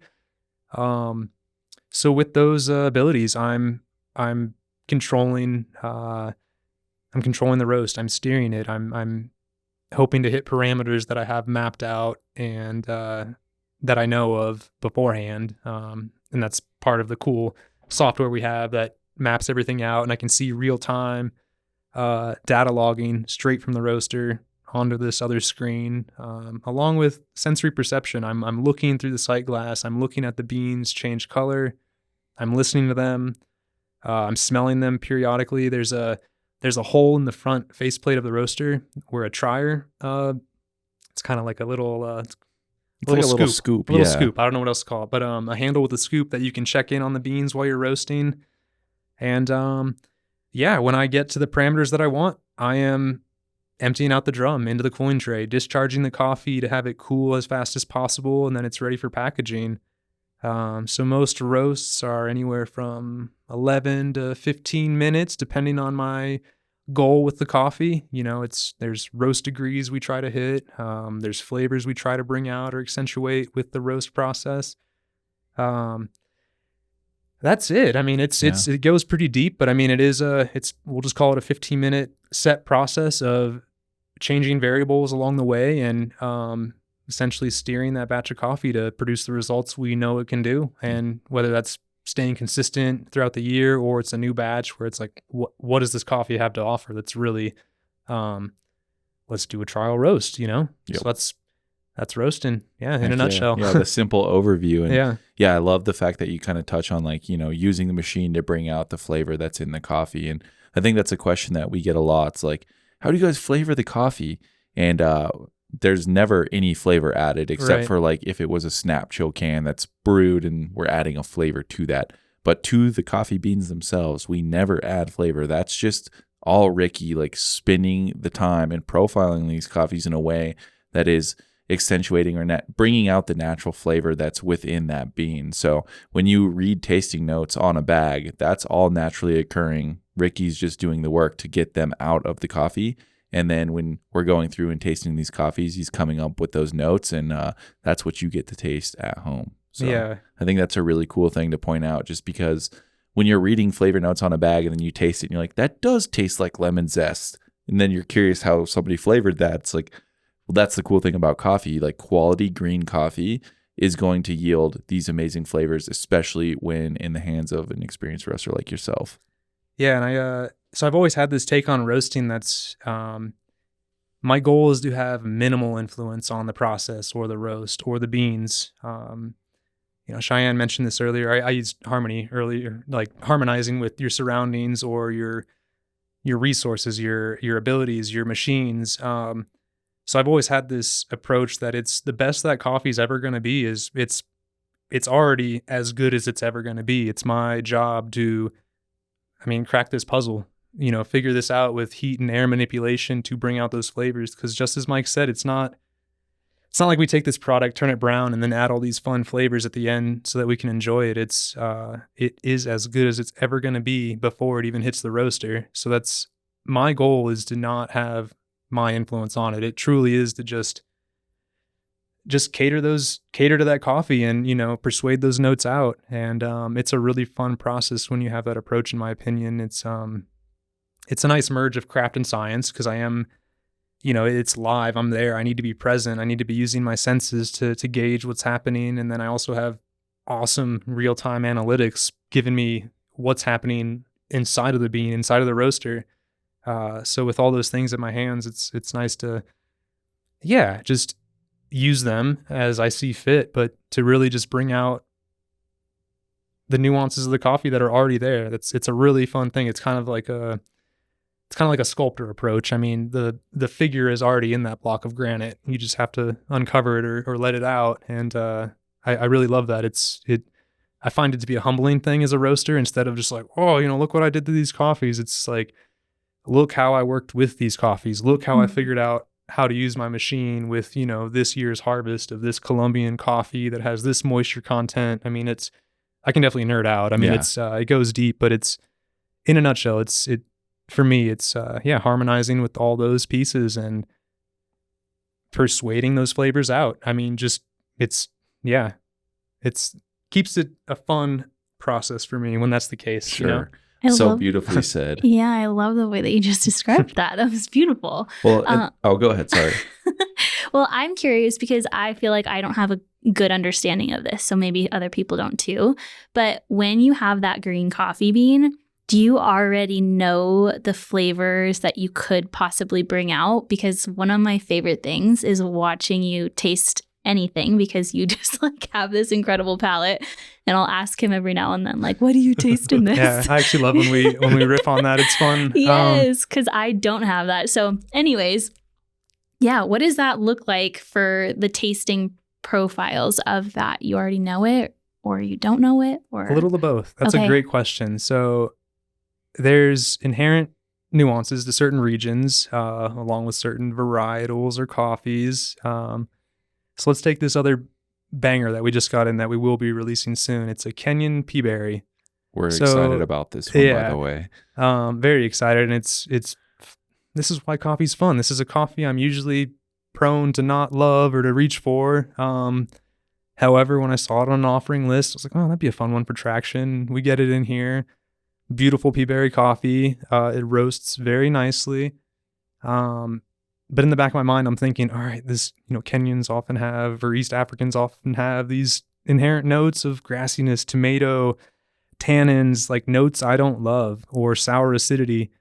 So knowing that, I wanted to roast through that. So there's oftentimes coffees that I know have these qualities that need to be worked through or accentuated depending on what I want to bring out. So it's a little of both. Certain regions I know I can bank on leaning into these notes. But then, like, we'll take Colombia. Like, I'm very familiar with Colombian coffees, and I have a certain approach to them, kind of a stock approach profile when roasting. But then every now and again, we get some real bangers, and kind of like so rewrites the book for it you. rewrites the books, and it's almost I'm almost back in exploration mode of just like, I'm it's roasting differently. I'm trying to shoot for these parameters. Maybe it's veering off, but I'm smelling it. I'm looking at it. Finish the roast. 2 days pass. We can sip it now. We drink it, and we're just like, whoa, this is nuts. So a little of both to answer your question, but it's always an ongoing evolution. And even coffees that I am familiar with, or lots that like, oh, we've had the same lot for the last 3 years. I mean, it's seasonal. Like that's what's cool. It's an organic product. Like it will change year to year. Yeah. I mean, it changes like month, even from that harvest, like as we get restock of it, like, the stuff that we got at the beginning of the year towards the end of the year can taste different, right? Oh, 100%. And yeah. I mean, even stuff that sits here, yeah. like it's drying, it's aging. And I think like as a top tier coffee professional, your ability to look at those things and be like, okay, like this coffee is this old from harvest. How can I still make it taste as close to what it did as it did in the beginning? Exactly. And I think that's where it comes down to like the profiling piece for you. So like from getting, let's just say a new coffee, like what does that look like initially? Like how are you going into that and saying like, all right, I'm going to chart this one out. And then if I don't like it, I'm going to manipulate it this way. Or if I like it, I'm going to try and refine it in this direction. Like what does setting those profiles look like for you? Yeah, that's another great question. So even with that, I'll still have somewhat of a stock approach. And by that, I mean just kind of middle of the road parameters and approaching this coffee with just not extreme variables. And then we'll cup it. And then if I can tell that there's more for it to give, I might ease up on the roasting and produce a lighter roast of it, or a less developed or more developed. But again, the proof is in the cup. Like, we might say we're getting this beautiful coffee, we roast it, we cup it, and it might have some defects or negative tasting notes that are very subtle. But, as a coffee professional, it's my job to pick those out and either mask them or work away from them or get back to the drawing board with my approach. Because even some high quality coffees, you can do a funky roast of it and produce some pretty off notes that maybe to, the average coffee drinker, they can just tell that it's a funky cup. But to someone who knows what certain notes are, you might be like, oh no, this coffee can perform better than that. So that would be a take of me I did not harmonize with that batch. Sure. You know what I mean? I think that's something I really appreciate about how you roast, your roasting style. And like you touched on it a second ago too, of like it being such a blend of science and art, and like this craft is so amazing. But like you said, most people aren't these like high level coffee professionals that are drinking the coffee, but you're always roasting it for the top tier coffee professional just in case. And I think that's such a cool thing, is like your goal is always to surpass what the average coffee drinker can pull out of it, because, we want to be able to provide the highest quality product all the time. And I think that makes coffee really cool and really approachable, because we're not necessarily saying like, this is the craziest thing, it's going to blow your mind. But when you try it and you are maybe an entry level or beginner coffee drinker, and you try something that is, roasted, that will stand up highly to a coffee professional, you're like, oh, now I see the difference. Yeah. And that's something I've always respected about your approach, is that you're not just like, well, like, I feel like for any coffee company, like probably 80% of the user group is beginner coffee drinkers. And being able to say I'm roasting for that 20% of people who are like higher level coffee drinkers, more experienced, or potentially that 1% of coffee professional that might get this, like that's who I want to really impress. And then Definitely. It kind of trickles down. So that approach I think is really cool and very respectable. And I want to feel good about, work that, I mean, it's got my name on it for in some capacity as it leaves here. So it's good knowing that I feel good about it. Even the side of the spectrum that we don't love, the dark roast side of it, we still cater to that. And it's not a dismissed or forgotten blend in our lineup. Like I was stoked to do some tweaks on the profile and the blend itself. And then lo and behold, we're like, whoa, Gateway's pretty good. Yeah. Like this is our entry level coffee for the middle of the road. You know, I like my dark roast, black, or whatever. Just like people that doctor their cups up. Yeah. So even our, I don't know what to call this coffee. Yeah, I would say an entry level, Our like entry level, approachable, a daily drinker type coffee. Like, it's like, I guess it would be our take on like a diner cup of coffee, more or less, a craft approach, right? And I think it's cool that we kind of stumbled on to talking about Gateway because we really haven't said too much about the changes of it. And, you know, Gateway from the beginning of Traction was one of our flagship coffees, and it started off as a single origin and remained that way for, you know, the better part of 4.5, almost 5 years. And, you know, we were toying around with some things like, how can we make this more approachable in several aspects, like flavor wise, price wise. And Ricky was like, well, I think we can turn this into a blend and really cover all these bases. And it's turned into this coffee, like, again, not that it wasn't amazing before, but it's just leveled up. It's rooted in what we've always talked about with Traction in progression and seeing it turn from that single origin to a blend. Now it's a little cheaper. The quality continues to increase on it. And again, it's more approachable for somebody who's coming into the brand and saying like, okay, what's similar to this dark roast that I like to get from Starbucks or whoever it may be? Okay, step into this direction. This will be a good daily drinker for you. And then, oh yeah, now we've got this Guatemala over here or this Mexico, and being able to kind of take people along that journey of, yeah, you're not just like saying, oh, it's our dark roast, I don't care about it, I'm just going to throw it in the roaster and turn it brown. Right. I see you putting the same attention to detail into that as you would into our Colombia Puerto Alegre, which is one of our, you know, shining star coffees that we've had, and or, you know, coffees that are higher price points. Like, you're always putting the same amount of attention to detail into them. And I think that makes it really special for anybody out there in the Traction family that's consuming these coffees, is like, yeah, they all get a lot of love, and they're always a constant work of art and progress. And yeah, I think that's reflected in every cup you get. Like, hopefully every single one ends up tasting better than the last. And that's super cool. I love that you said that. And, you know, the piece for me is like, Gateway is not my favorite, but it's a lot of people's favorite offering from us. So it's, if I can make small tweaks that keep it in the pocket for them, but they're like, whoa, Gateway's a little better this week. Yeah. It's not my favorite personally, but like, if I can improve it, like that's a win all around. So, well, I think that's something we discuss a lot too here internally, is like, we understand that coffee is not objective. Most things in life are not. It's all very subjective. So what you enjoy is probably going to be different than what I enjoy, different than what Ricky enjoys, different than what Cheyenne enjoys. And what we're trying to do is create products and a product line that everybody can enjoy, because, you know, we're all different people. We all like similar things maybe, but like, yeah, everything is nuanced and different. And I think that's really cool. And since we're on the topic of like exceptional coffee, and what you might enjoy might be different than maybe the person listening right now, what characteristics should people look for in coffee that you enjoy, or nuances that kind of stand out when you're getting into coffee, like as you go through a journey?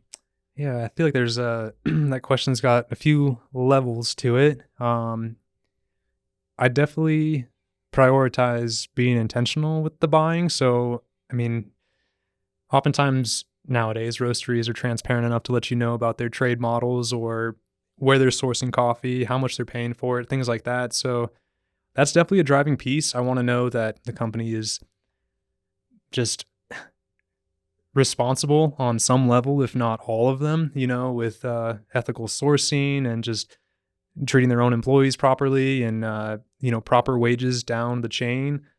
So that's a big piece for me, but I know that's kind of next level for a lot of coffee consumers. So as far as the cup itself, I'm personally looking for a lighter roast, something that is going to have more distinctive nuances coming out. So, you know, region's kind of irrelevant at this point, but I love a single origin with nuances. So my taste changes with the season. And right now, as we're getting, you know, spring stirring up, spring to summer, I'm looking for brighter coffees. I'm digging that fruit with a little chocolate backbone, you know, some poppy acidity. So a decent amount of complexity. Whereas, the fall to winter, I'm definitely looking for a heavier bodied, slightly darker, more chocolates, toasted nuts, stuff like that coming through. So again, that's why I'm really excited about this Kenya when it is ready to drop and when we have all the things to release it. Because it's got some beautiful fruit notes. It's got a light but silky body. It's got bright but not overpowering acidity. So as I veer off running away from your question, I can reel it back in by answering, I'm looking for balance in a cup. I will always take balance over extreme nuances. And I know that's kind of that can be a room splitter. Some people are, this sour acidity is amazing. And I'm just, no, leaves your mouth dry and tacky. And, the fruit notes are off-putting. I love coffees from all regions. And I just think it's really important that someone brings balance into the cup. So that's my biggest piece. And the longer you drink coffee and enjoy it and expand on your vocabulary and knowledge of it, you'll build on what balance means to you. It's kind of like craft consumption in any direction. It's once you start going in that direction, you can't backstep, whether it's anything you're consuming, fruit, beer, coffee. Like when you know the good stuff, it kind of starts telling you why, and you start to know why. To answer your question though, I love a quality balanced cup, prepared with love. So what's your current favorite coffee on the Traction lineup? Oh, I feel like I'm leaning into this Kenya too hard. The Kenya's good though. I'm stuck on this Kenya right now, but technically it's not released. So That's true. It's not in the lineup. Aside from that, definitely our washed Ethiopian. It's a beautiful, clean, delicate coffee. There's nuances to dig out if you've got that ability and that, that know-how on how to sip and kind of discern flavor notes, but it's also just, I could drink a pot of it. It's, I could drink a couple cups of it. It's great. And that's where I am on the balance versus extreme cup. Like I will always sip an extreme coffee. I'll try it. Someone brews up something insane, or it's, a high scoring coffee or just a crazy nuanced coffee. I'll sip it. But keep in mind, if you take a sip and you're like, I couldn't drink a cup of this. Well, that's saying a lot, don't you think? Like, I don't care if it won an award or if it's, a 90-point coffee, I sip it and it's, oh, this is sour or leaves my mouth dry. So I feel that way, I always compare coffee to beer because those are the two industries I'm so familiar with. And I feel that way a lot about certain beers where it's like, I come from the Oscar Blues world. So Dale's Pale Ale, right? Like that's just a smooth, steady, balanced beer. Like you can drink it any time of day and it feels great, tastes great.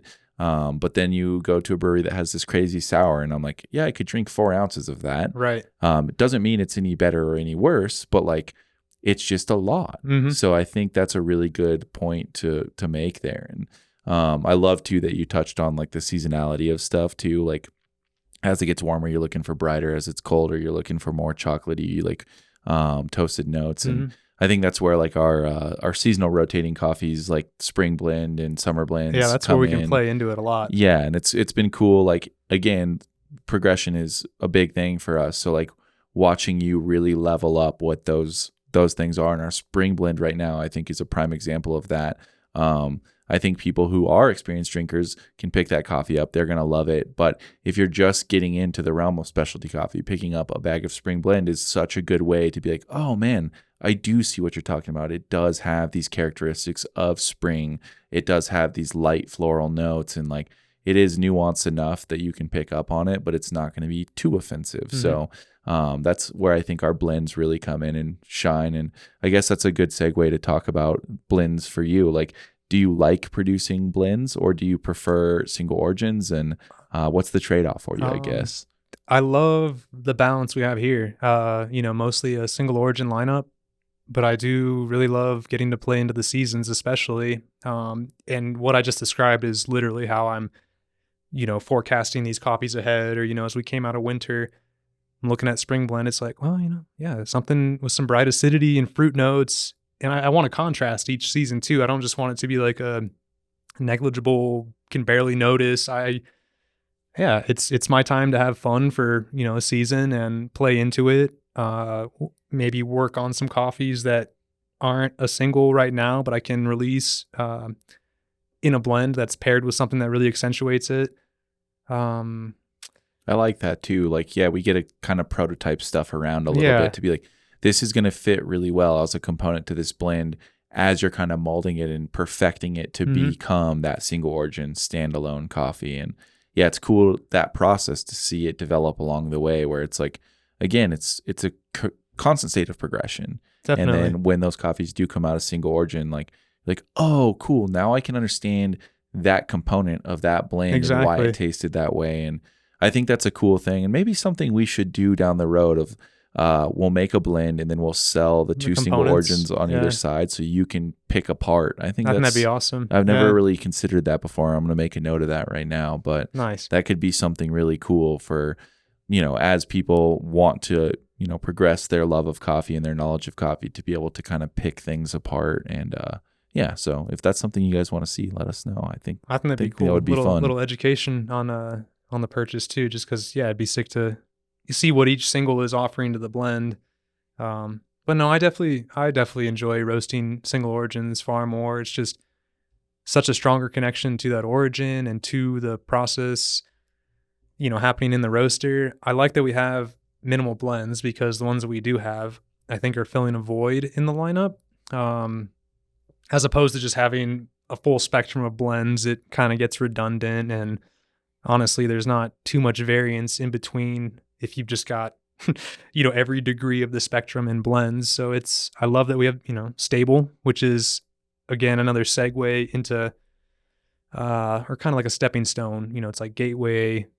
Okay, that's your middle of the road, very approachable, dark roast, if you will. And then someone's like, oh, I kind of like nuances. So stable is still a darker offering, but lighter than gateway and offers some nuances. So at that point, you can kind of you're starting to pick up on what you like in coffee, whether it is, this is a fantastic blend, or wow, there's something in this blend that's just popping. And then you keep going on that path and oh my gosh, it was the Guatemala in the stable that I loved. And then you're like, I'm over the moon for Guatemala. It's, I love the citrus and milk chocolate notes in here. And then they're on single origin kick, it's like, wow, let me see what's in this new exclusive lot from Traction. I think that's something too I want to point out. If you're listening to this episode and you've tried blends and you're like, okay, I do like a component, don't hesitate to reach out and we'll be able to point you in that direction. That's something Ricky and I talk about a lot. It's like, we love the feedback. So if you're enjoying something, or if you're like, hey, this blend tastes really good, what are the components? Are they available as single origins? Definitely reach out, because we're always happy to kind of point you in the direction if you want to try something new, or you're curious about coffees that might be coming out that are components of that blend. Always reach out. Either Instagram, email, whatever's easiest for you. We try to be as responsive as possible on that kind of stuff. So we need to have a community cupping event. Yeah. Oh, that would be incredible. Yeah, it'd be cool to add that down for us. to the list of monthly events. If we did a first Saturday or something. I think again, this space has turned into something so spectacular, something that I could have never envisioned. So being able to open it up to everybody and have people come in and get to experience incredible coffee alongside of all of us, the guy that's literally making it taste that great, and be able to ask questions. I think that adds another layer of really cool, you get to experience coffee in a whole different way. And I think for me, when I was finding coffee initially, getting to go into different roasting places and all that, and getting to talk and ask questions, and there are no dumb questions when it comes to coffee. So getting to figure out okay, it does this for this reason, or I can brew it this way and it's going to taste like this. And I guess that brings me to my next question. Do you have a favorite brewing method? Yeah, I'm kind of a creature of habit. So I love my V60. And then if I'm camping, just take my little Kalita, just my mini version. I love the simplicity of it. I like how it looks. Yeah. And for me, I'm a V60 guy myself. So I feel like it just produces one of the most consistent, outstanding, and usually for coffees that are a little more bright, it seems to bring out those notes in a good way. So yeah, it does have versatility too. It's, I'll play with the recipe if I am catering to a certain coffee. But no, as far as personal coffee, setup, that's pretty my mode. V60, I don't know. If you've never tried V60 coffee as well, we've also got those available on the website in like the cheapest format that you can get them. Yeah, try it out. If you try don't, it out. It's a low barrier to entry, which I love about it. Like you can literally just buy filters and the filter holder, the brewer. Like, you know what I mean? Yeah, I think that on our site right now is like you can get the whole kit for like at $20, I believe. Oh, I didn't know it was that cheap. Yeah, they're cheap. Yeah, so that's the beauty of the V60. Like you can get the carafe, the V60, filters, all the goods, and it's I think $20-$25. Yeah. Don't quote me on that, but I believe it's right in that range. And yeah, that's a killer deal for a brewer. Like so the brewer piece that we're talking about, the V60 in this kit's plastic, and I use a plastic one of those and they're so durable. Yeah, they're great for camping on the road stuff. I used one for like 5 years and like no issues, and like dude, for $20 you can't freaking beat that, man. And you'll know. I mean, if assuming you've got a decent grinder, but yeah, you'll know. Like it's worth its weight in gold when you start producing better cups, and you're just like, wow. And also being able to play around with inputs of coffee and water. Do you have a favorite ratio that you lean towards for 1 to 16? 1 to 16. But I'm strange. Sometimes I just get a number stuck in my head, and that's what I'll pour out in coffee and then go from there. So, but yeah, 1 to 16. Heck yeah. Yeah, and if you're confused by when we say ratio, it's 1 part coffee, 16 parts water, and that's done by using a gram scale. So if you've got one laying around, use that. Again, that's something we offer on the site, but I think that paired along with a good grinder is like how you get the best cup of coffee at the end of the day. It's a game changer, yeah. And then all your friends that don't know anything about coffee will just be in awe at your setup, like, yeah, exactly. Where's the Keurig? Every time people come over to our house, they think we're doing like a science experiment in the corners who aren't familiar with coffee, which always cracks me up. But yeah, I also feel like the V60 is such a good ritual way to start the morning. Like it's my favorite thing. Like I always say it's like my little Zen garden in the morning, So, well, cool. Like I want to kind of jump back to the roaster piece just a tad is, as a roaster, like what are common challenges you feel like you're facing on a day-to-day, like behind the machine, and how are you overcoming those things? That's a good question. Well, a lot of people think that roasting is all glamour. And don't get me wrong, it's awesome. I mean, it's opened up a lot of doors for me, but it's a very demanding arena. I mean, when you're tied to that roaster, if you want to roast coffee as good as you can, you need to understand it well. You need to be tied to it. You need to take care of it. You know what I mean? Roasters get dirty. Like it's funny how many people want to get into the roasting game until they realize like how big are those bags? How much do those? I mean, even the smallest bag of coffee burlap weighs as much as me. So there's that. So it demands a lot, but I think like anything you invest in, there is a give and take, and coffee's been really good to me. It's also kicked my ass. I mean, it's, I've spent, I don't know how many hours tethered to giant roasters, body hurting, needing to push out more coffee. And so it's demanding, but I love that it's taught me so much about all the other avenues that come out from coffee. Yeah, I don't know. I've been at it for so long. So a lot of those things just go by the wayside, like it being demanding, or it being like, okay, you got 30 batches today. Do you know what that looks like? At best you're doing 4 an hour. Day. Yeah. It's so I don't know. I feel like now I'm at a better balance of maybe the physical demand is far less than what I've dealt with before. So that toll isn't as great. Yeah, I mean, cool. We're the concerns are far different in this arena, which I don't know if there's a a point when we get into that more, but it's it's I don't know. That's cool. There's a lot to it though. I just want to I'm not saying don't. There's a lot of variables going on. Get into roasting if you ever want to roast, but just know like I'd be amazed if someone handed you the keys to the car and just said, go for it, kid. Like you work your way up and understand that it's a respected role. So to get to most respected roles, you got to put in the grunt work. Yeah. You got to put in the time. You got to learn. You got to respect the machine. Well, I love the fact that you touch on the fact that it's like not as sexy as people think. I feel like it looks so sexy. Yeah. I mean, like even big roasting gigs, like 4 out of the 5 days, you're standing next to this kick-ass roaster, having beautiful coffees come out. It's like, all right, well, day 5, I'm putting on a full suit and I'm climbing up that stack. Yep. that's where I'll draw the parallel back to brewing. You know, I feel like everybody thinks like, oh, brewing beer would be so cool. Like all you do is just brew it and drink it. And it's like, well, then you realize 80% of it is cleaning.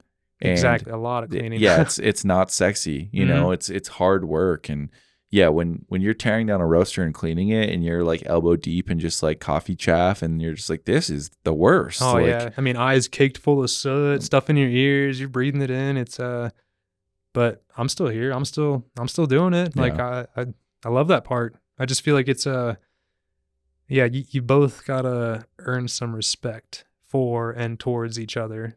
I mean, the roaster and the machine. Yeah. You know? Go ahead. I would love to draw the parallel real quick between like the roaster and the roasting machine, and then like you and your bike. Oh, totally. Yeah. It's an extension. You yeah. know? So, no. But I feel like I've watched it kind of unfold in so many different ways, and especially with traction and it being so writer focused and having that background. Yeah. And like you said, like it kind of weeds the job of being a roaster, kind of weeds out a lot of people if they're not willing to put in that work and put in that time and that intention and continue to grow and continue to like make it better. And I feel like that is so parallel with your guys' I love journey of biking. I've never viewed it as that, but I feel that 100%. Yeah. Like, well, I mean, yeah, getting, learning a new trick, getting slammed 10 times and pull it on the 11th try. Like, I mean, you could have walked away 10 times. Like, it's, or same with like the amount of times I've tore apart the same roaster at certain spots and just been like, today's the day. Like, could have said no. I could have walked away. Yeah, but it's like a special breed of human that gets to the skill level that you guys are at with your bikes, but then that also get to the skill level that you're at with roasting and that you're at with building a business. Like, I just think it's really cool. I like that, Shane. It's something that I've always actually related is like, I always relate most things in my life to riding the bike, right? And like, it's funny that you say that because I've always said like, I kind of only want people to work here that come from the action sports world and are good at it. Or not only, but like we're sticking with it, right? Yeah, because there is this piece of indication to me that like you have grit and that you know how to work hard. Because like you're never going to be a good bike rider or a good skateboarder or really good at anything that is physically demanding for that matter if you can't stick with it and show up even when it gets hard. And the reason I like to use, bike riding, skateboarding, snowboarding, anything in the action sports realm is because it is so physically demanding. Like when you're playing, a ball sport, like you're not like you're going to get hurt, but you're not necessarily going to get hurt like learning how to hit a baseball, but when you're learning how to do a bar spin, like you're getting hurt. Like there's no ifs, ands, or buts about that. And also like after you've learned that and you've gotten good at it, like you're still going to get humbled.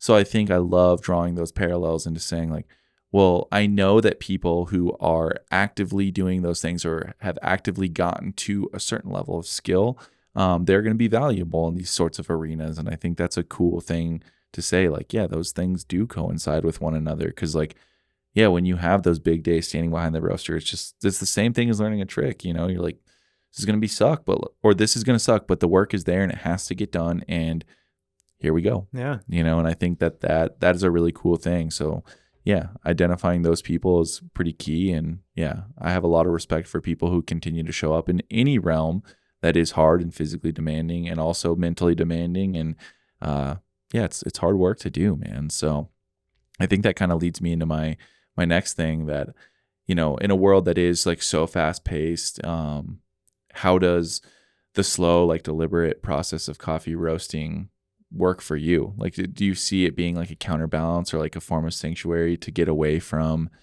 like the monotony of fast-paced life, or is it just so normal to you now that it's like, oh, here we are?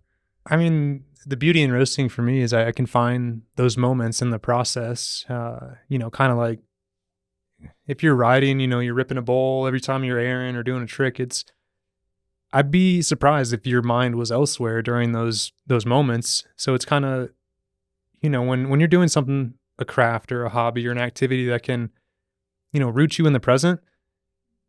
I don't know what to say. I mean, like flow state, essentially. Yeah, but it's almost like I can just put the blinders up to stuff or tune stuff out for a second while I'm in the roast, because it is demanding. It's not just like, all right, I hit go, let me look at this drama on my phone, or, what's the gossip? Like it's nice that when I hit go and a batch goes in, for the most part, that's where I'm at, I'm paying attention to that.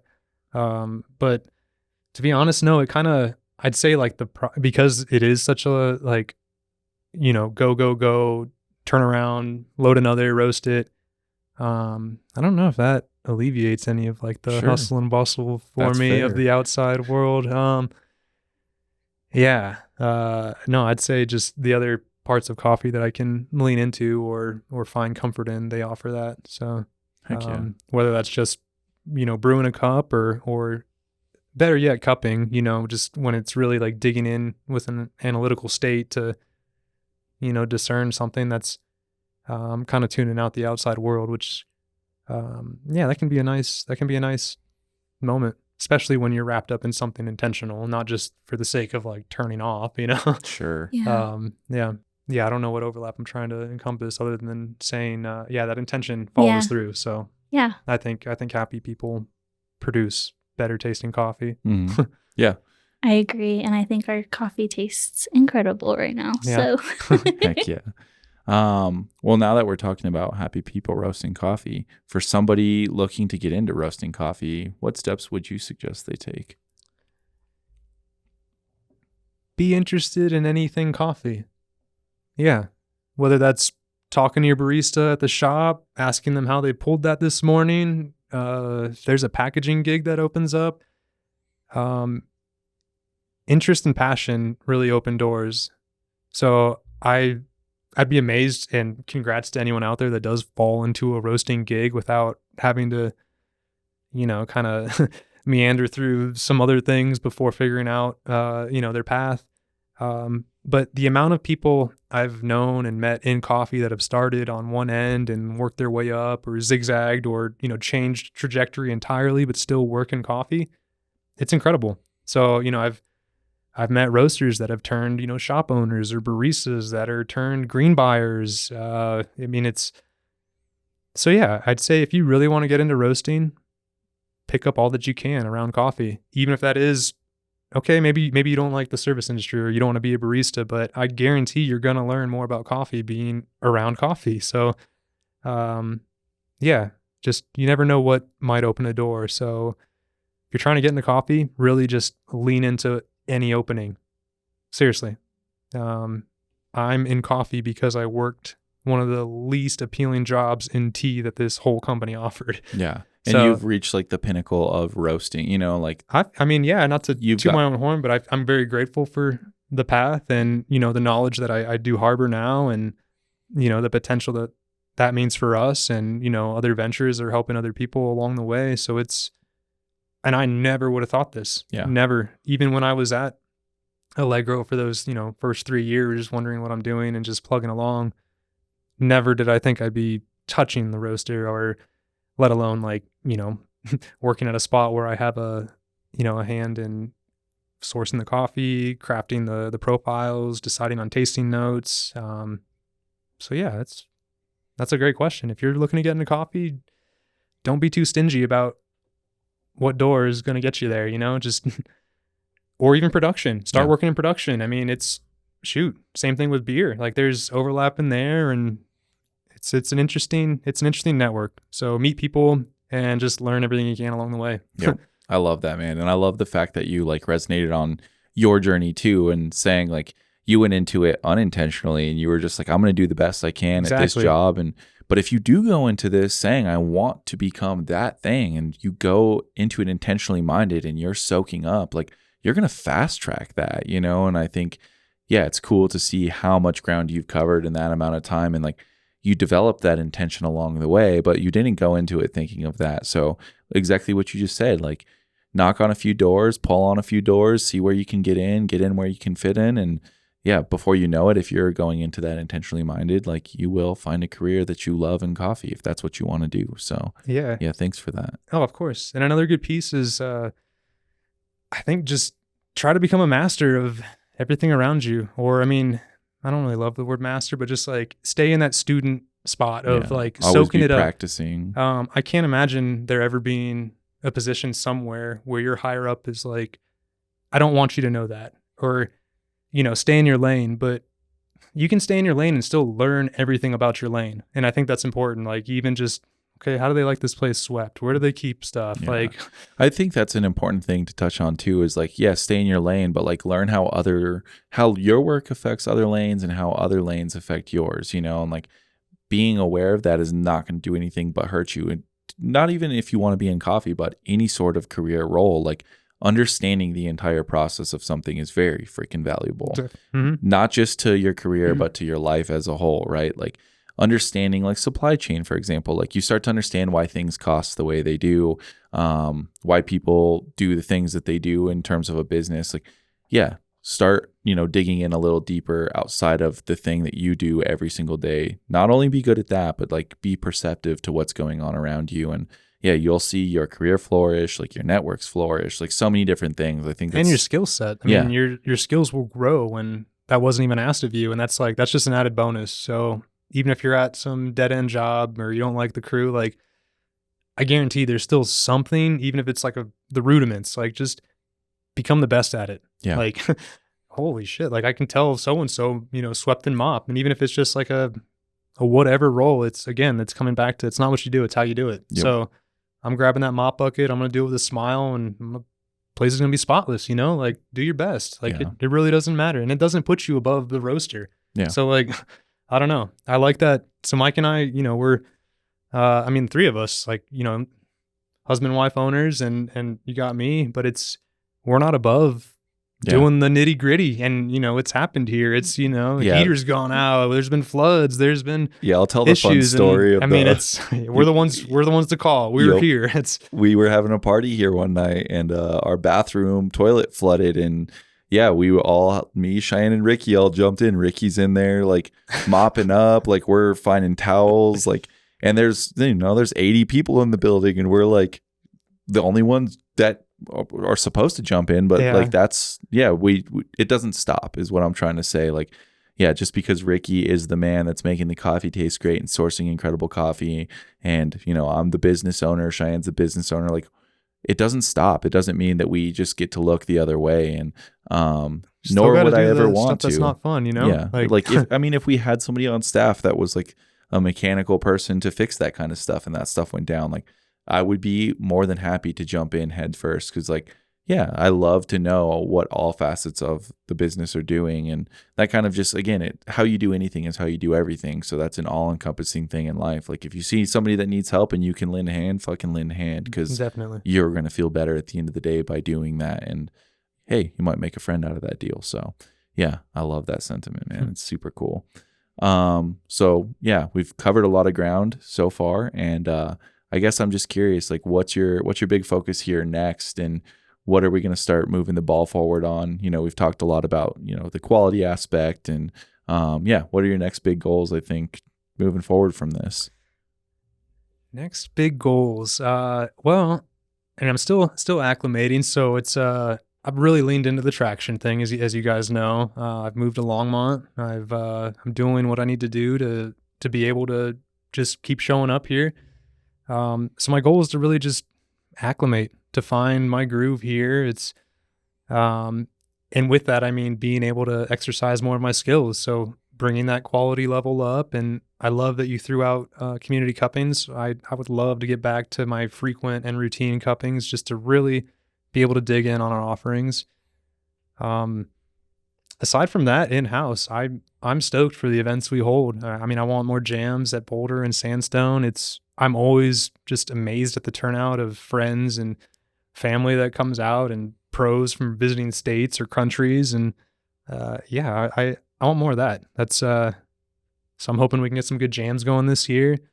And really it's just been a lot for me these last few months. So I feel okay saying that that's my goal, is to really just feel good and have some proper self-care in line for myself, to really be, moving the needle every day I show up here, and just feeling good about it. It's an incredible spot here that, I get to come hang out with my friends, bring my dog, and I'm excited to just hone in on that. And even though it already feels comfortable in the sense of my abilities on that roaster, I feel comfortable, and we've got a great flow here.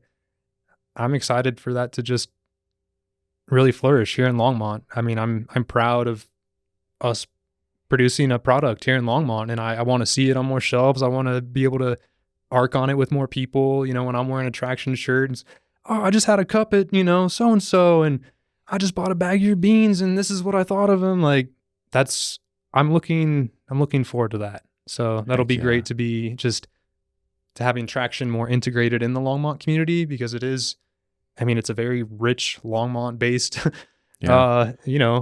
operation. Literally born and raised the company and myself, and I love that you're resonating on that piece. And, if you are a listener that it's based in the Boulder County area, Longmont specifically, like it means a great deal to us if you're, rocking Traction gear around town, or if you frequent a local coffee shop that doesn't carry Traction, we'd be beyond grateful if you mentioned to them, check out Traction, and or even told us to like, hey, go check out this cafe. You think we'd be a good fit.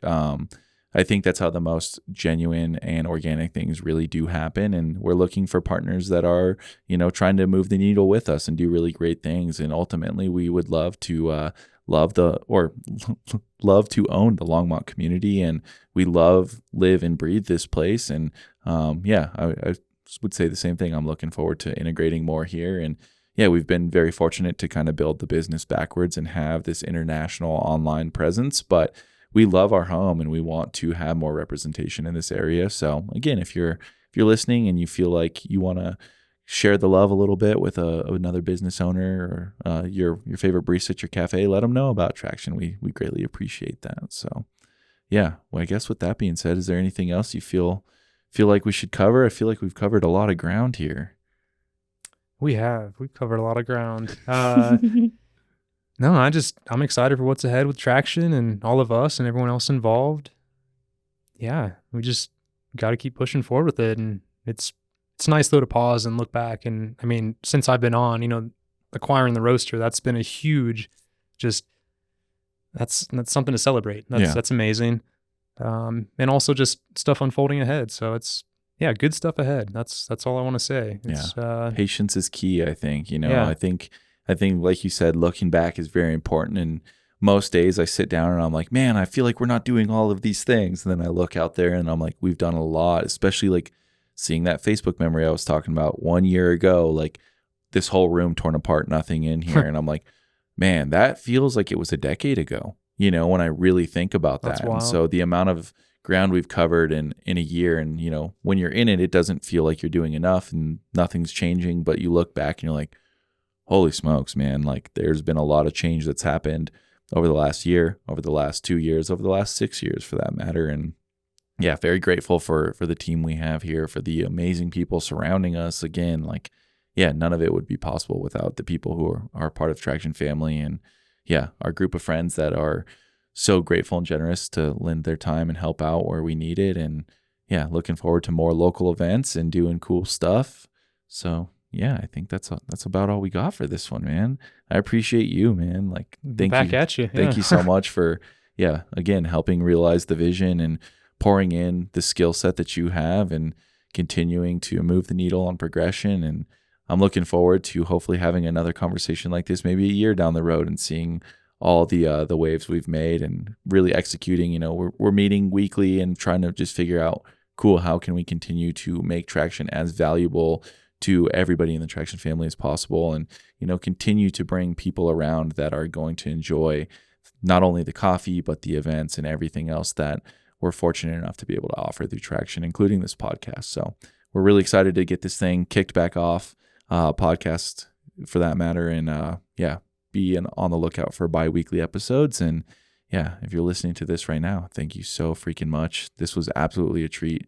Ricky is the man. Thank you so much for making coffee taste absolutely incredible, and making Traction so special.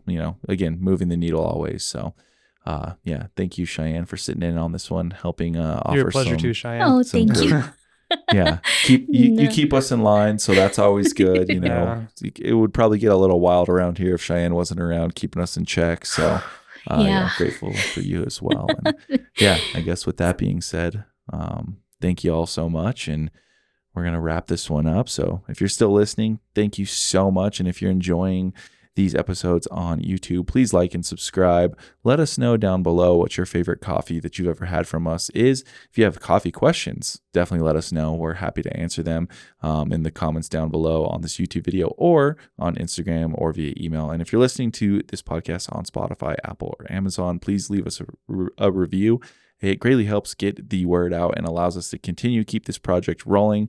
And if you need to re-up on coffee, do that on the site. We've got all kinds of great stuff over there right now. And again, that's another one of those things that continues to help keep this project rolling. As always, greatly appreciate you guys. And thank you so much for being a part of the Traction family. We'll catch you on the next one. Keep being scared of normal. That's it. Thanks, Mike. Cheers.